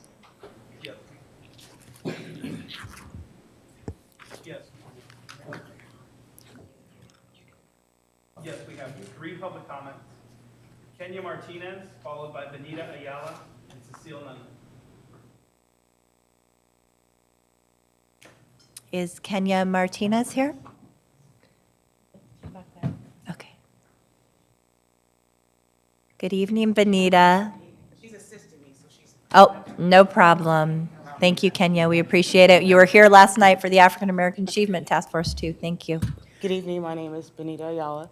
I must say I had an initial agenda to what I was going to speak about, but when Jessica got up, my son grabbed his tablet and kept on pressing the button, yes, yes. So I looked at him, and Kenya was watching me, and I asked him, have you been bullied? He said, yes. Kenya asked him again. He said, have you been bullied? He said, yes. And the fact of the matter is I was aware of that. And we took care of that situation, but it wasn't by a student, it was by an adult. And I know this is not her category, but I think that I stand here on the representative of the simple fact is we have children with disabilities that are bullied, not just with their students, but you have to realize it's staff too. And I don't know where we spoke earlier, and we know that does not lie with her, but I need you guys to consider that that is an option and that happens. Was it a school? It was someone who was his one-on-one aide. And I was aware of that, but it was painful to know that my son was actually aware of that because it was something I wanted to hide from them. So I wanted to bring that awareness to you and to also mention that students with disabilities, I believe part of them don't really know that they're being bullied. So with that being said, is how do we address the fact that those who don't know they're being bullied to educate the other students teachers and the people around them, which I know would be a little bit harder for her, but I'm also willing to do that. The second thing, as far as to give feedback on what would help, that doesn't cost a lot of money. You know, I used to go to, what are they called? Seminars all the time when I was in school. It used to irritate me to no end.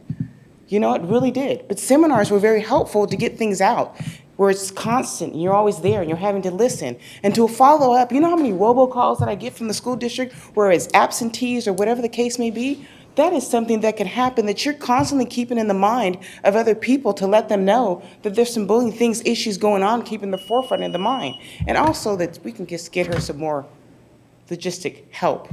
And I'm willing to do that too. So thank you so much. Thank you so much, Benita. We appreciate your constant support and advocacy.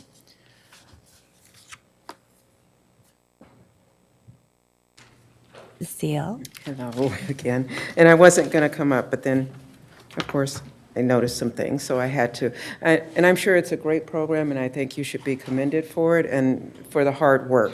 However, there are a couple of questions that I did have. On the slide, it talked about 630 trained individuals, and that was admin, schools, parents, and community members.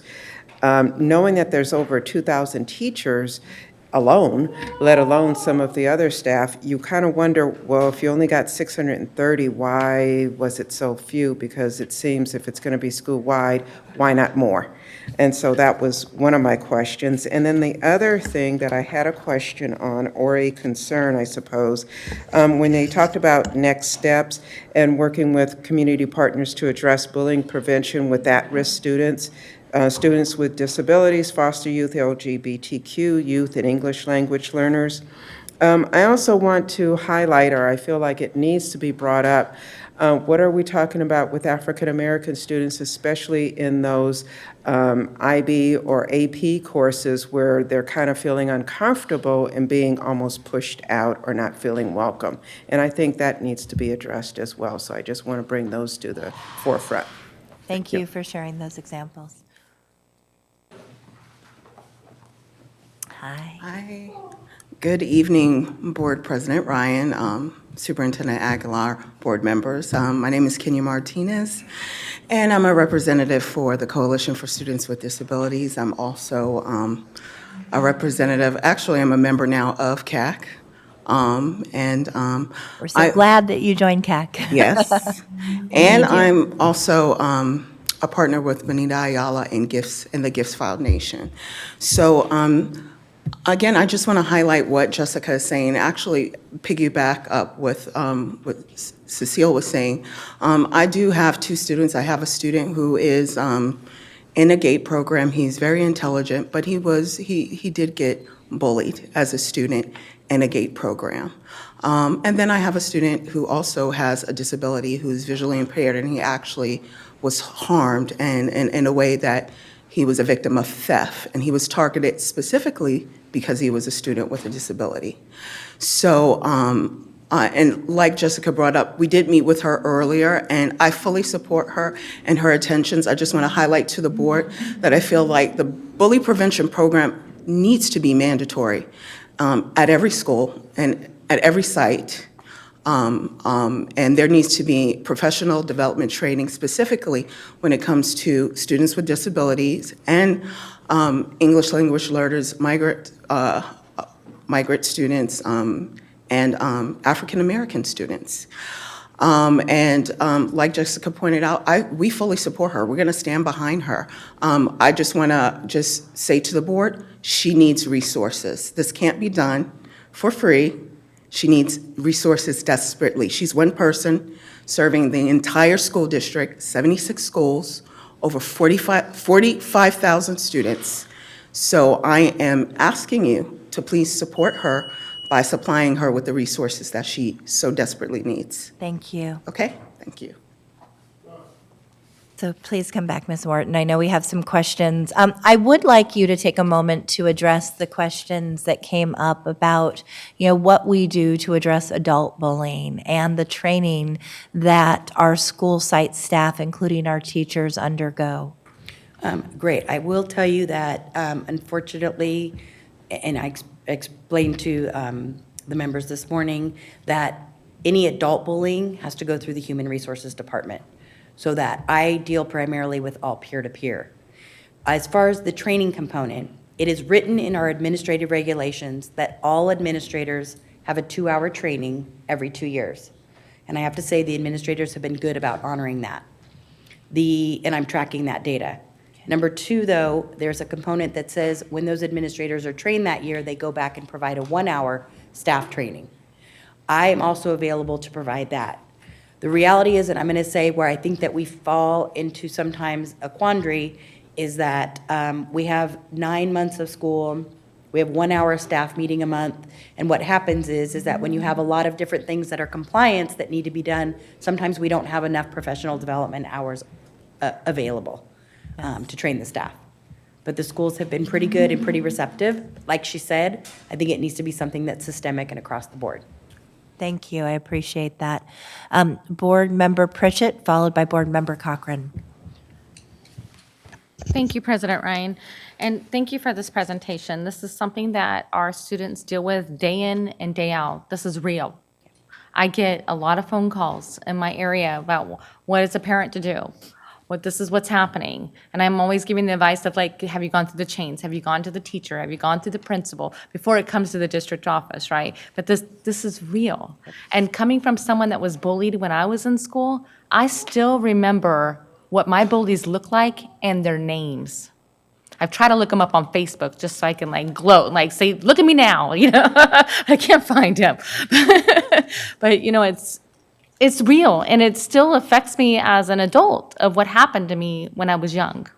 And now we have the World Wide Web, which puts a whole new level on bullying with cyberbullying, right? And so, but prior to me becoming a school board member, I was a PTA president, and I partnered with the U.S. Attorney General's office. And they would come every year. I always held it at Einstein Middle School, and I hosted it for the community. And they would come and do a internet safety program for, they would separate the parents and the students, and they would just get down deep with the parents of like, this what's happening, because let's face it, some parents don't understand the internet, right? They don't understand what, if a kid goes to a certain website and it leaves a footprint, they don't understand how that all works, right? Or, you know, passing around pornography on a phone and what the consequences are for that student that gets that, right? And so I don't know if that's something that you're doing, but I'm more than willing to help you. And me individually, and just like getting that back out. I have resources. I work for the DA's Association, so I know people in that realm, and I'm happy to reach someone and get these back out to our schools, because I think it's an important program, right? And I thank you for that. And I will tell you, I do work very closely with the DA's office on You that do? Okay, Smart good. program. It is one of those things where, again, I mean, I'm gonna express a challenge here. When you have an opt-in, you end up working with the willing. Yes. The problem is that all students, though, deserve this resource. And that therein lies sometimes the problem and then the fact, of course, what the capacity is of that resource. Yeah. In this position, I think I have quite a few community partners. But again, it's difficult to approach a community partner and say, by the way, we have 45,000 kids in 76 schools. And they'll say, my capacity, Jessica, for this year is 5 to 8. And of course, I'm grateful, you know, but then you pick those bunch of 5 to 8. But really, it needs to be something where we look at what can we systemically do across the board. Yeah, I agree. Yeah, it's a challenge for sure. I completely understand. I know in my area, it's always a challenge to get people out to community meetings. But one thing that I learned is I would partner with all of the parent groups, and then we would put our funds together, and we would say, come and have dinner with us. Because food would bring more people out, believe it or not, right? Or come have a dessert and coffee with us. And we would do it at different times of day, because some parents work at night, some people work during the day, right? So we would always try to, but just let me know, maybe you and I can have an off, you know, after this meeting or tomorrow or some point, and see how we can get this back out to our school sites, and I can help schedule them, and I can help host them too. Like, I'm willing to help you, and it's very important. I went to the website while you were talking, and it was easy to find the bullying report form. Yes. One thing I did notice though is it didn't have a button that said like submit here. It was like a print this page, and not a lot of families have access to a printer. or a way to get to a printer without having to take public transportation? Moving forward, we are working on putting a submit button so that you can electronically fill it out and be able to submit it. Okay, because it seems like now everyone has phones, right? And they're able to get to the internet, but they might not have the printer to do that. Or maybe even just putting like, you know, if you can call this phone number kind of thing. And then the other thing I noticed is at the bottom of the form, it said page 2 to be completed by the administrator. But it didn't say like, it doesn't have a page 2 to it. So it was kind of confusing to me, like it says page 2, but where's page 2? Got it. And you know what? And thank you for that feedback, because the page 1 is always filled out by the student, the parent, the guardian. Page 2, so some people will pick up the packet and there's a page 1 and page 2. Page 2 is the investigative page that only gets filled out by the administrator. Got I it. can see where there's confusion there, and we can actually remove that. That would be fantastic. Thank you so much for this presentation. Like I said, it's very, very important, and a lot of our schools, or a lot of our students are victims of bullying, and it keeps you busy, I'm sure of that. But it's good. Thank you. Board Member Cochran. Thank you so much. And Ms. Wharton, thank you so much for this important work. The repercussions of bullying go far into the school climate, absences, emotional health, things that affect a whole wide school climate. So I was wondering if you could pull up slide 14. On 14, there is a social emotional learning part of the Venn diagram that struck me, because if I understand you correctly, if an adult is involved with bullying, even if it's an adult to student, then it goes to HR? Accurate. Okay. So, and I'm going to ask this, not really of you, because it's really not in your area, but to Board Member Ryan, I would like to call for a look at our policies, to look at what our policy is on employee bullying, employee to employee, but also bullying from adult to student. And I'd like this to be applied, if possible, from the Board of Education all the way down to the 1 or 2 hour employee on the school site. A policy is something you start with, maybe administration regulation, to set a tone in a district, and then to follow through with training. It's clear that we can't afford, or should we expect to have to do the intricate training with adults that we need to do with children, but we start with a policy. And with the policy, we were able to set the tone on how people should treat each other. And so I don't know, Member Ryan, if you can speak to that, but it is something I would really like to see in the future. So, Ms. Wharton, please feel free to talk about how that might be addressed in our existing school climate and bullying prevention policies.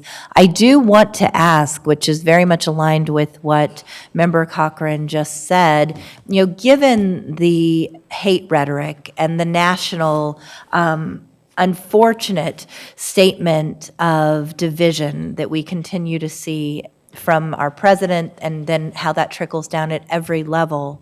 Can you speak to the increased rates of bullying and how you're seeing some of that manifest on the playgrounds, in the classrooms, at the school site level?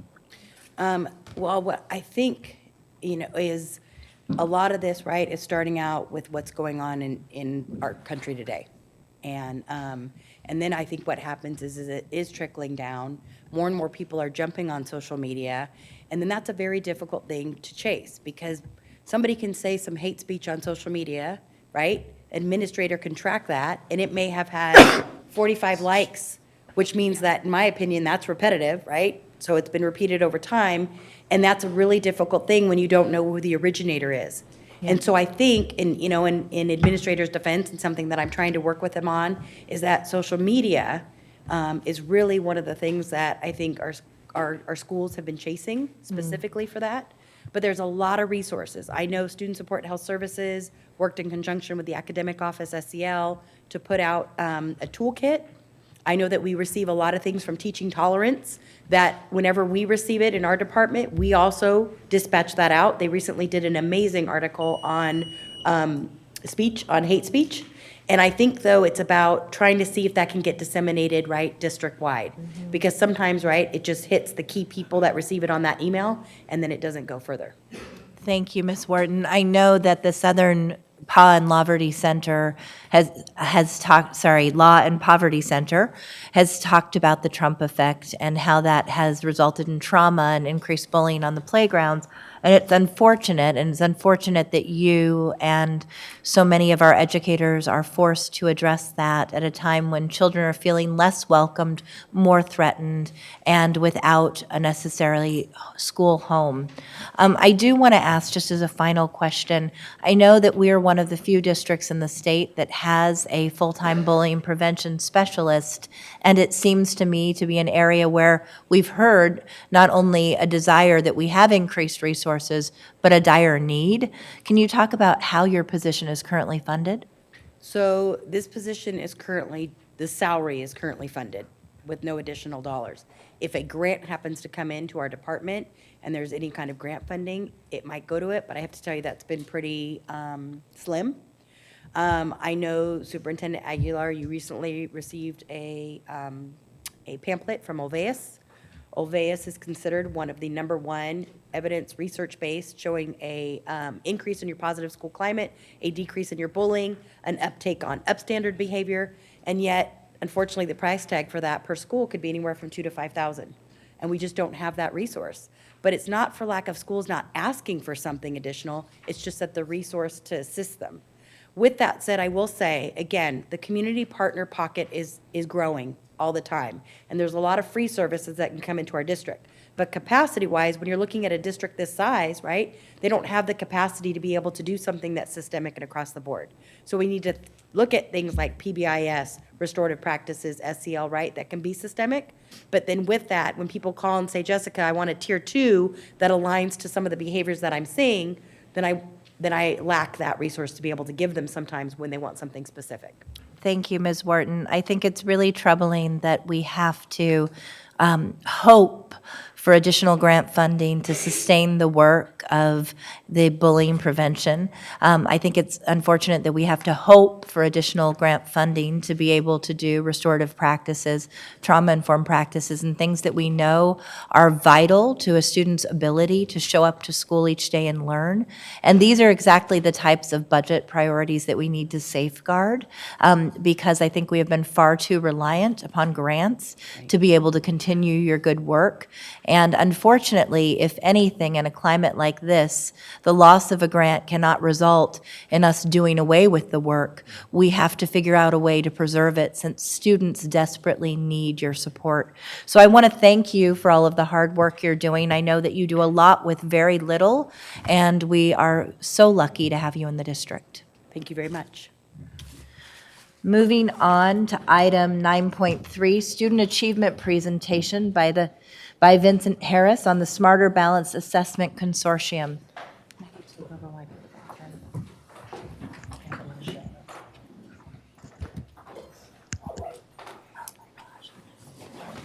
Take over, I don't know this stuff. We'll figure it out. Just press next. Good evening. Anytime, Vincent. All right. Good evening, First Vice President Wu, Board Member Superintendent Aguilar. My name is Vincent Harris. I lead our Continuous Improvement and Accountability Office, and I'm joined this evening with our Chief Academic Officer, Dr. Eilish Taylor, and our Director of Strategy and Improvement, Dr. Ed Aldrete, and Matt Turkey, Assistant Superintendent of Curriculum Instruction.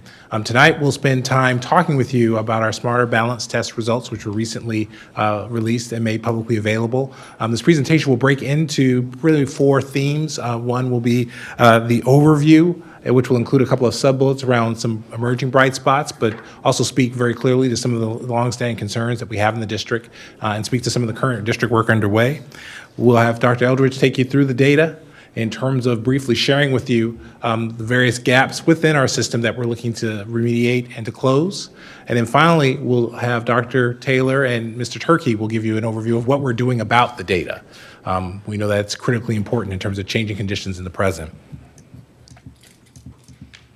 And so speaking to our system arching themes, here you see again kind of the notion of, we know that every system is perfectly designed to get the results that it gets, and so we wrestle with that statement as staff because the results here we know are unacceptable to the board and to the community. But we also recognize that as we look at the core value and then think about the guiding principle, that we have to disrupt the current patterns in the data that we see. And ultimately, if we really want students to have the widest array of options, that really does mean being grade level ready and demonstrating mastery at grade level. And so as we think about the Smarter Balance exam, it really breaks into 4 layers of performance under 2 broad subject areas, English language arts and mathematics, and the testing grades are there in front of you, 3 through 8 and grade 11. And there you can see, as we think about the opportunity for our students and the real equity conditions that we can rate, we know that really comes down to our students scoring met or standard exceeded. We know that as a litmus test for success for our students, we know that principally this exam, as we think about opportunities and life chances, it's really meeting met or exceeded overall. And so we did, we've been data mining, we've been looking at the data, and there are some emerging bright spots. You can see that, there are 3 grade levels within ELA where we saw growth, 3rd, 4th, and 5th, and that'll actually be a reoccurring theme in math as well, along with 6th grade. You can see with some of our student groups, particularly Asian student groups, we saw some growth, and then with students who receive special education services. And as we look at the math portion of the exam, we also saw that same pattern as I mentioned in terms of the same grades, but also now including the 6th grade as well in math. Pretty much the same student subgroups to a large extent. And then in this context, students with disabilities and students who are socially economically disadvantaged, showing some growth in math. But really the importance of this presentation is about our areas of concern.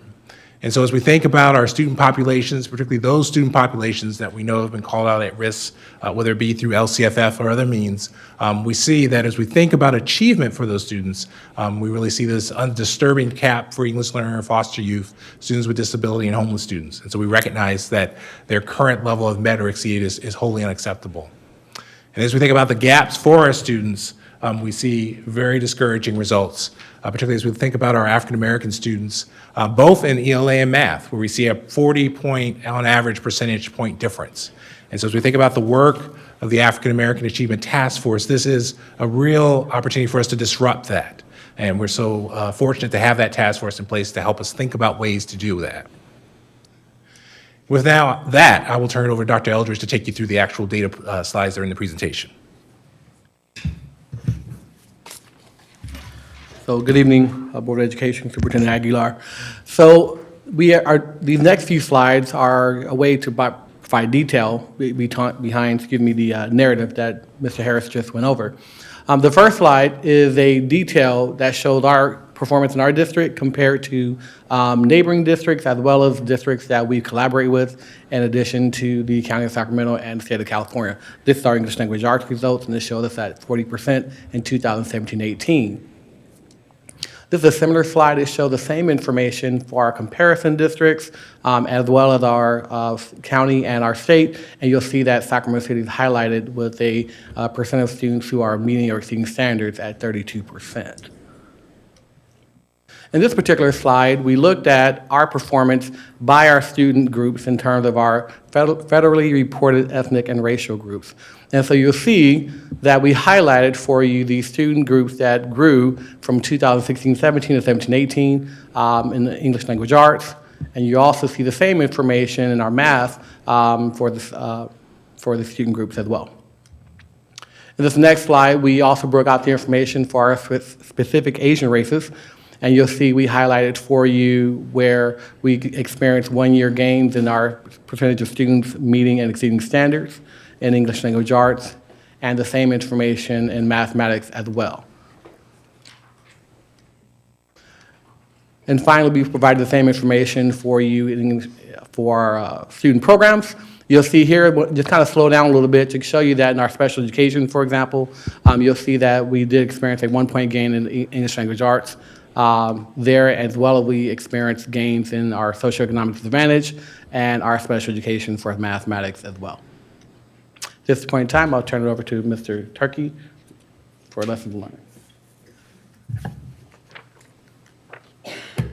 Good evening. So our first bullet point here, continue ongoing analysis of student group performance in order to identify opportunities to close opportunity gaps.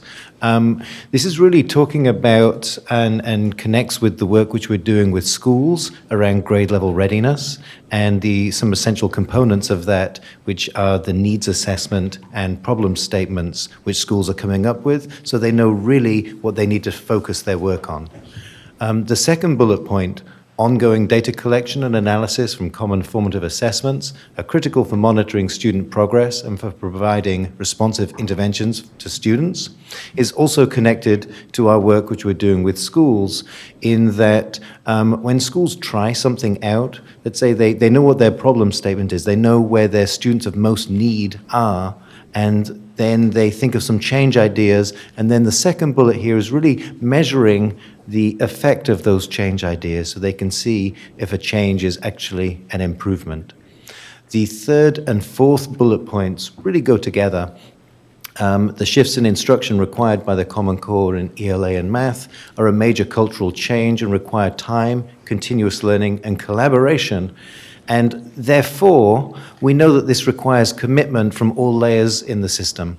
And we need to have a team approach which utilizes each of the four tenets, curriculum and instruction, professional learning, supervision and evaluation, and logistics and operations. And basically what this means at the school site level is we are aligning the work of principals, IASs, teachers, training specialists, curriculum specialists, so that we can provide that job-embedded ongoing professional learning to those teams of teachers as they're focusing in on their problem statement and how to solve it. Thank you all. Now hand on to Dr. Taylor. Good evening, board members and Superintendent Aguilar.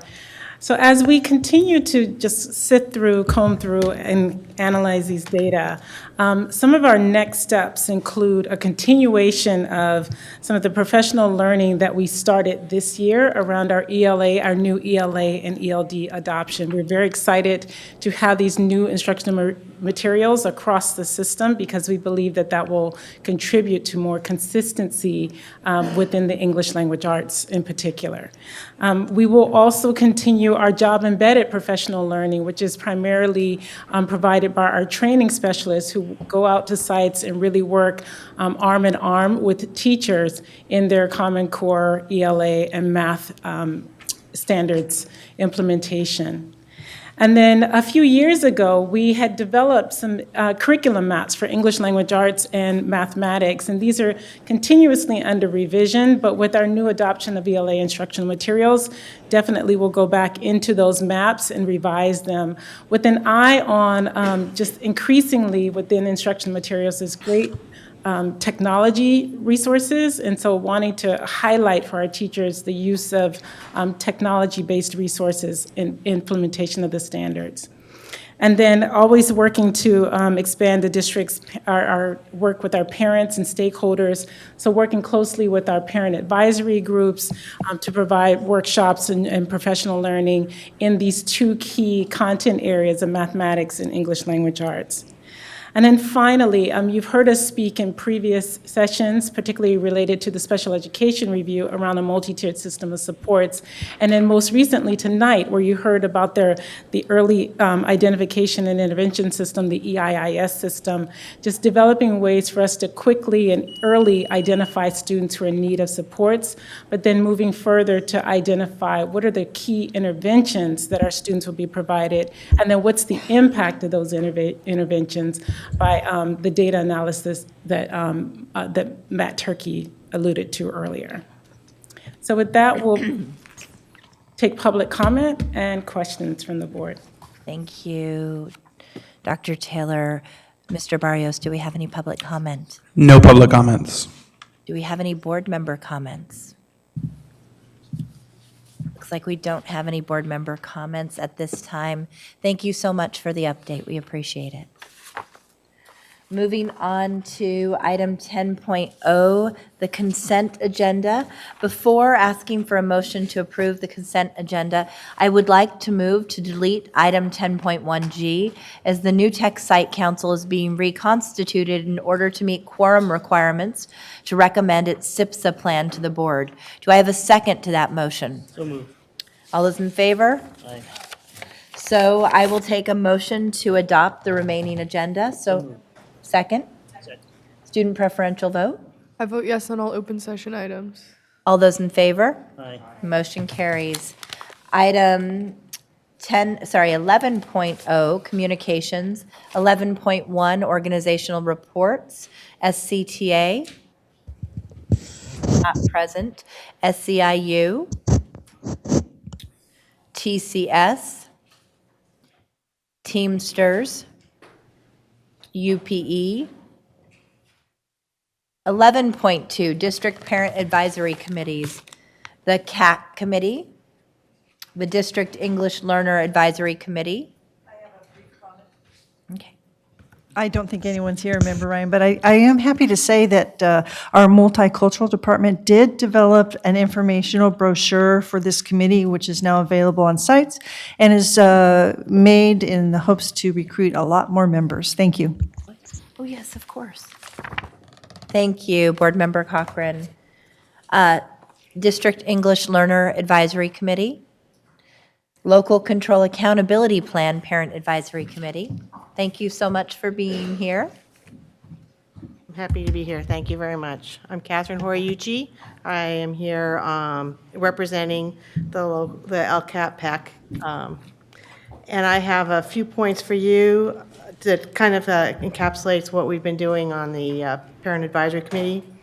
At our last meeting, we had the county LCAP director discuss the review and comment role of the LCAP PAC, which is important because we have quite a few new members on the committee this year. And the essence of that was that our comments or suggestions or recommendations to the superintendent and the board, not solely an end of the year list of recommendations, but a part of an ongoing dialogue between the parents of the district and the board. We talked about federal funds in the LCAP and how we're trying to put all the federal funds, not just Title I funds, in the LCAP so that the LCAP can better serve as a primary strategic document for the district and something that all the people in the community can look to know how we're meeting the needs of the district. There was quite a bit of discussion on the local indicators reporting in the committee. We saw the same presentation you saw at the 10/16 board meeting. And for the most part, the concerns were around the idea of the met, not met binary depiction of the local indicators that showed that we had met all the local indicators, which might be a standard that is so low that it might result in complacency about some of those things rather than a closer look at why those indicators are what those indicators actually show us. For instance, the state standard implementation indicator had a survey that was met through an opt-in, voluntary, and anonymous survey of school administrators. Since only the administrators that they sent, they invited, submitted that, there could be a lot of things we would overlook. We don't know if that sample was representative or not. And similarly, the new indicator for course access enrollment is met, but as you heard earlier, not all communities of students seem to be participating in some of those courses, and we wonder about their access to those courses. And that's the summary of what we've been working on. Thank you so much. We deeply appreciate your service. Glad to be here. Item 11.3, the superintendent's report. Thank you, President Ryan. I'd like to first start by thanking our facilities team for all of the work that they've put in for almost 2 years to finally reach a point, as you've been able to see throughout the board meeting, to upgrade equipment in the board room. And certainly does look different, and I think in terms of accessibility, much easier to see the presentations and see slides that have been presented by our staff, and I and the board heard a lot of complaints around that. This was equipment that we had that was almost 20 years old. We still have some wrinkles to sort out, and some of that was evident this evening. But in addition, we received information from Metro Cable that the video quality just was not appropriate anymore. And fortunately, we did have some capital improvement funds that we were able to use to make the upgrades. So thank you to our facilities team under Kathy Allen. I'd also like to take a moment and thank everyone involved in the many fall festivals that took place over the course of the past week or so. I attended one at Caleb Greenwood and was able to get a lot of pictures over the past few days, including yesterday, of beautiful costumes throughout the entire district of students as well as our staff.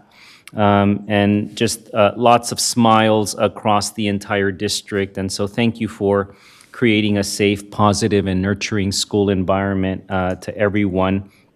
And it's not just at fall festivals that I saw a lot of smiling faces from young and older, but I also have seen it out in our flag football games, which we are now at the midway point, and there's a lot of excitement, and I know that there's an app now that you can download to stay on top of scores, but I did want to highlight a few of these. In the Lions League, Hollywood Park Elementary is in first place with a perfect 5-0 record, followed by Crocker Riverside, Oak Ridge, and Sutterville. In the Cougars League, Didion is in first place also with a perfect 5-0 record, followed by John Sloat, Matsuyama, and Bidwell. In the Warriors League, number 1, Ethel I. Baker is in first place with a perfect 5-0 record, followed closely by Elder Creek, which is 4-1. In Warriors League number 2, Caleb Greenwood and Phoebe Hurst are both 5-0 and tied for first place. These two teams are scheduled to play each other next Wednesday, November 7th at Kit Carson in a match where one of them will lose the O and have one loss. In the Wolverines League, Golden Empire is also 5-0 and in first place, followed by Marshall and Sequoia. And in the Titans League, Parkway Elementary is 4-0-1 with a tie, and just slightly ahead of Rosa Parks, which is 4-1 and inching up on first place. I'm excited that the championship game will eventually be played at Kennedy, I understand, under lights, with an announcer announcing the entire football game as well. So that's going to be very exciting. Thank you to all of our staff, our coaches, our players, our City of Sacramento partners for making this flag football season a great success. Our latest count has showed that 1,200 elementary students are now playing in the league and all proudly wearing their jerseys during the school day, as well as during the matches, of course.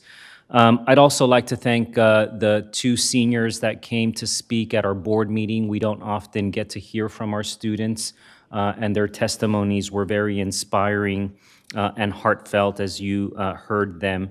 And I know that they're very busy as seniors, of course, going into the last few weeks of the first semester.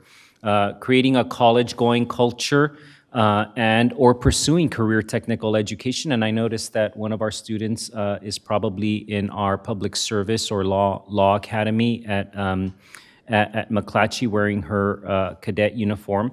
And certainly while I'm pleased to hear from Mr. Harris about the progress that we are making in terms of graduation and A to G requirements, I also think that it's important that we pay attention to the last presentation that was delivered by Mr. Harris and Dr. Taylor and our other staff, because we certainly have a long ways to go. The results in our SBAC scores are not where we need them to be for our students. And certainly, I think I can speak for the board that those are the kind of data points that keep us up at night, because we do have significant achievement gaps across many student groups. And I say this because we will have to continue working and being very intentional in changing those outcomes and upending the system that is producing those outcomes. And I do want to thank, in large part, our African American Task Force members who have been here every single Tuesday evening and are actively working to present recommendations to our board in the next few weeks. I also do want to close by reiterating that we must continue working together and must continue to collaborate in order to overcome the immediate budget challenges that we face and that we will have to continue to work toward before our December 14th first interim deadline. And I do believe wholeheartedly that we will get through this budget challenge and move on to the important work which is keeping students at the core and at the center of what we do every single day in Sac City Unified. Thank you, Superintendent Aguilar. Item 11.4, the President's Report. I'm hoping my voice will hold out. I have, I think, a more serious tone to the update that I want to share tonight.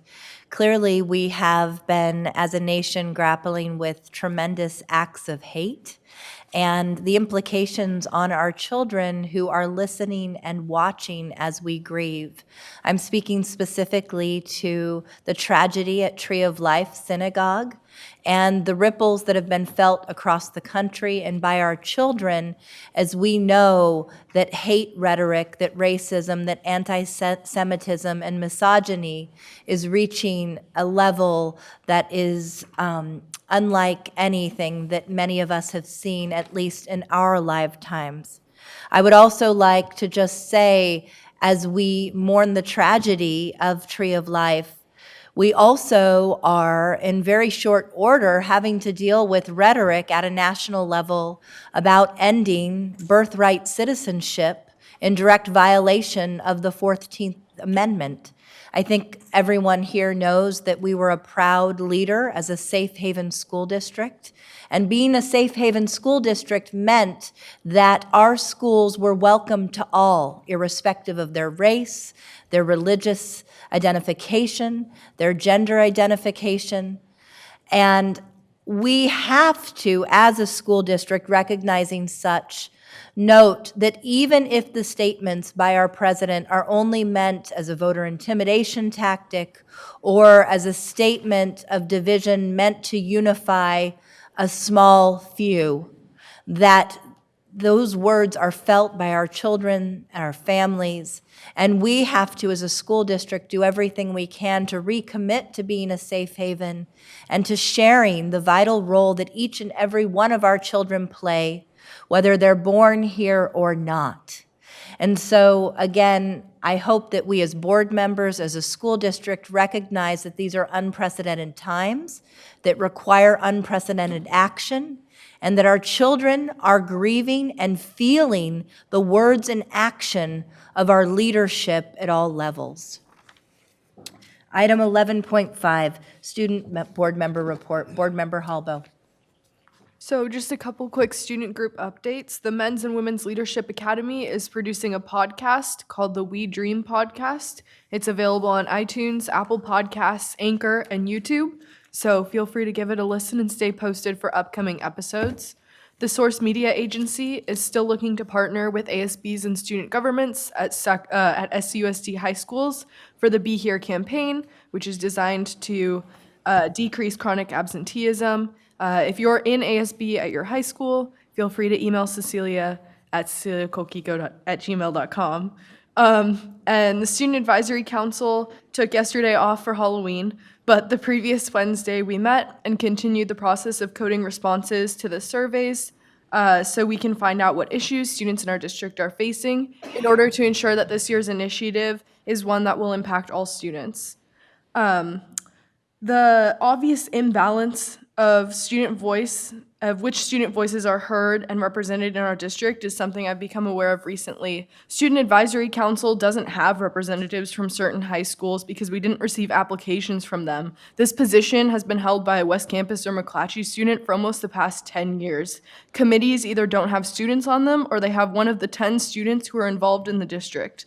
This needs to change, and I'm really looking to start working at school sites that are not as well represented in the student voice in our district. I received, I think, about 2 comments about looking into electronic textbooks for school sites, and so I just thought I would put that out there. I know very little about it, but it's something that is clearly something that students are looking into. Thank you so much, Board Member Halbo.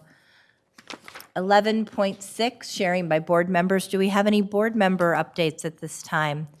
Board Member Cochran, followed by Board Member Minnick. So I'd like to thank student member Halbo, and I'd like to put a suggestion that, Kit Carson is now fully built out through the 12th grade. It might be the perfect campus to try to do recruitment on, and I'd be happy to help you with that if you'd like. I think it was about a week ago on a Wednesday in golden October light that I went out with Superintendent Aguilar to Kit Carson to see approximately 5 teams play flag football. And I have to report that it was a very warm and wonderful experience, and I know that these games mean so much to these children. These memories are going to stay with them throughout their lives, and I felt just very happy to be there. And this is definitely a program that we have to really work out the funding for so it continues. So I have some very happy news about Hiram Johnson.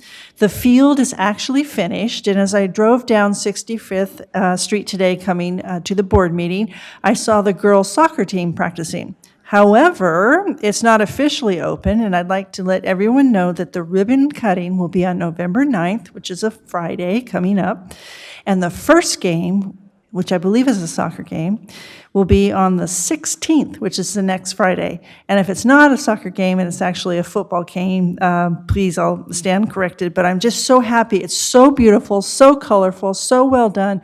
And those girls look so happy, running like little mad people around the field. So thank you very much, Sac City. Do you know what time that I don't know yet, but the Principal Kirkland will make sure to send out an announcement. Thank you, Board Member Cochran. Board Member Minnick. I just wanted to share that last Friday, I had a pretty awesome afternoon where I went to 4 harvest festivals, fall festivals, Halloween carnivals at 4 different schools. I started at West Campus at noon. I got to see Member Halbo, where she and all her colleagues were looking fly in their costumes, and I got to see a hypnotist show. Then I went to Camellia Basic, where they had a dunk tank, and I got to see some 6th graders get drenched. That was pretty cool. Elder Creek, where it was so busy there that I had to park like 5 blocks away, and I got to walk 5 blocks with a mom and her 5 kids and talk about her experience as a new family to our district after battling homelessness. So I got to hear some of those stories, and then as it got dark, I wrapped up at Bonheim Elementary School, where they were going well into the evening.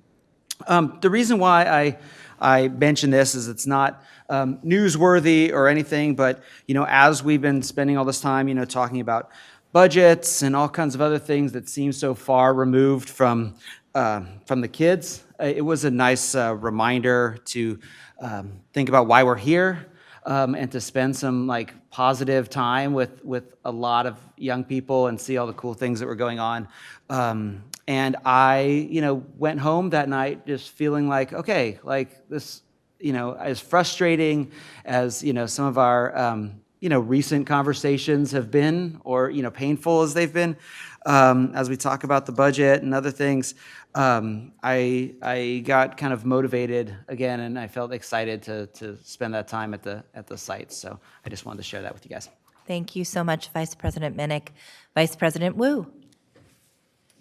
Thank you, President Ryan. I just want to say that I have returned from the Council of great city schools, where I participated in the executive committee as well as board of directors meeting, and I got the opportunity to listen to a panel of students from around the country, juniors and seniors, including a student from Broward County, where the shooting was last year, and it was and they were talking about the elections and the importance of voting. And while they were rather hesitant at first about the state of our country. I think that in the future, our country will be in good hands with these as our future leaders. I just wanted to share that in terms of federal funding, we won't be next March having to pound on the doors of Congress because federal dollars have already been budgeted for education. They got snuck in somehow with the military budget, but it's there and it's been signed and approved, so I'm thankful for that. We'll get a skosh more money across the nation for education. Thank you so much, Vice President Wu. Board Member Pritchett. Thank you, President Ryan. I as well attended several of the fall festivals and the community. In fact, I forgot all about Sequoia Elementary until I walked outside and I could hear it from my house. So I thought, I better walk over there. And it was awesome. So I was glad that I could hear it. The superintendent and I had fun at the Rosemont homecoming parade that they have every year, where they involve the community of all of the elementary schools, and we were able to ride in the horse-drawn carriage in their parade and cheer on with the kids, which was a lot of fun. And then finally, in my 16-hour whirlwind trip to Dallas, Texas, 2 weeks ago?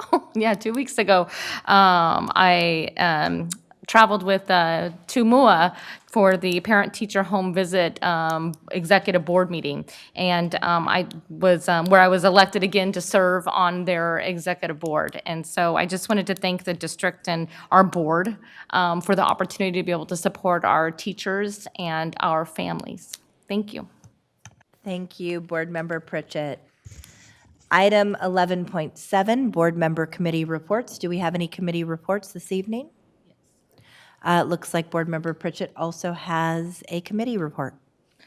The Facilities Committee will be meeting on November 8th at noon at the Permits Office, Facilities Office, whatever it's called. Board Member Vang, would you like to announce the next meeting for the Policy and Governance? Yeah, the next meeting will be on Friday, November 9th at 4 p.m. Thank you so much, Board Member Vang and Board Member Pritchett. Item 12.0, Business and Financial Information Reports. 12.1, Business and Financial Information.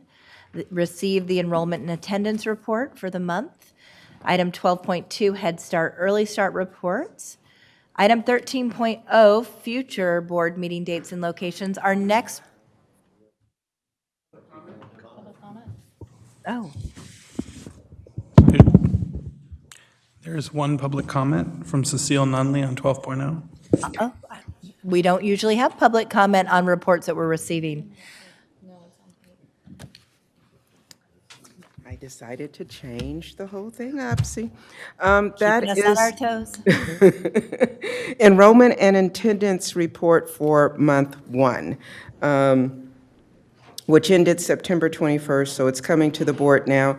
The big question that I have on this one, enrollment, in light of your budget and the budget issues, enrollment is going to be critical.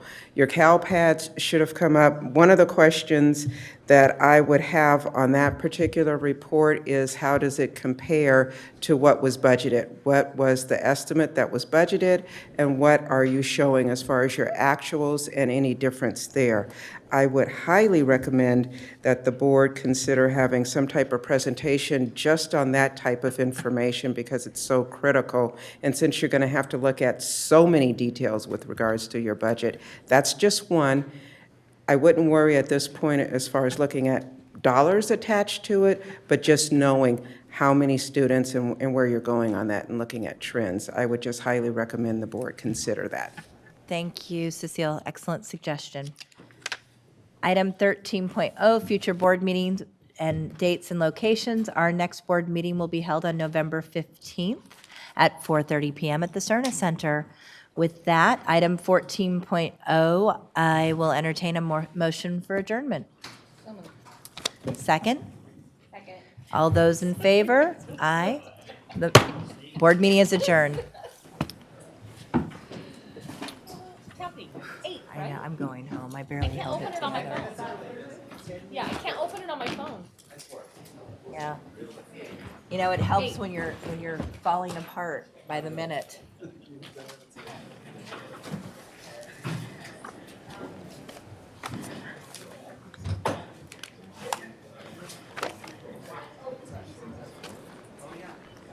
Okay, I'm gonna run out.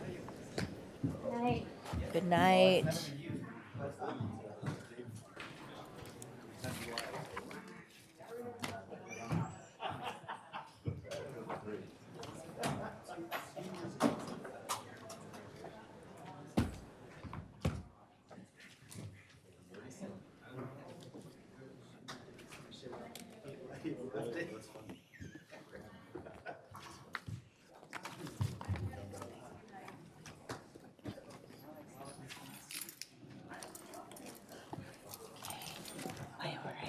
Bye, see you tomorrow.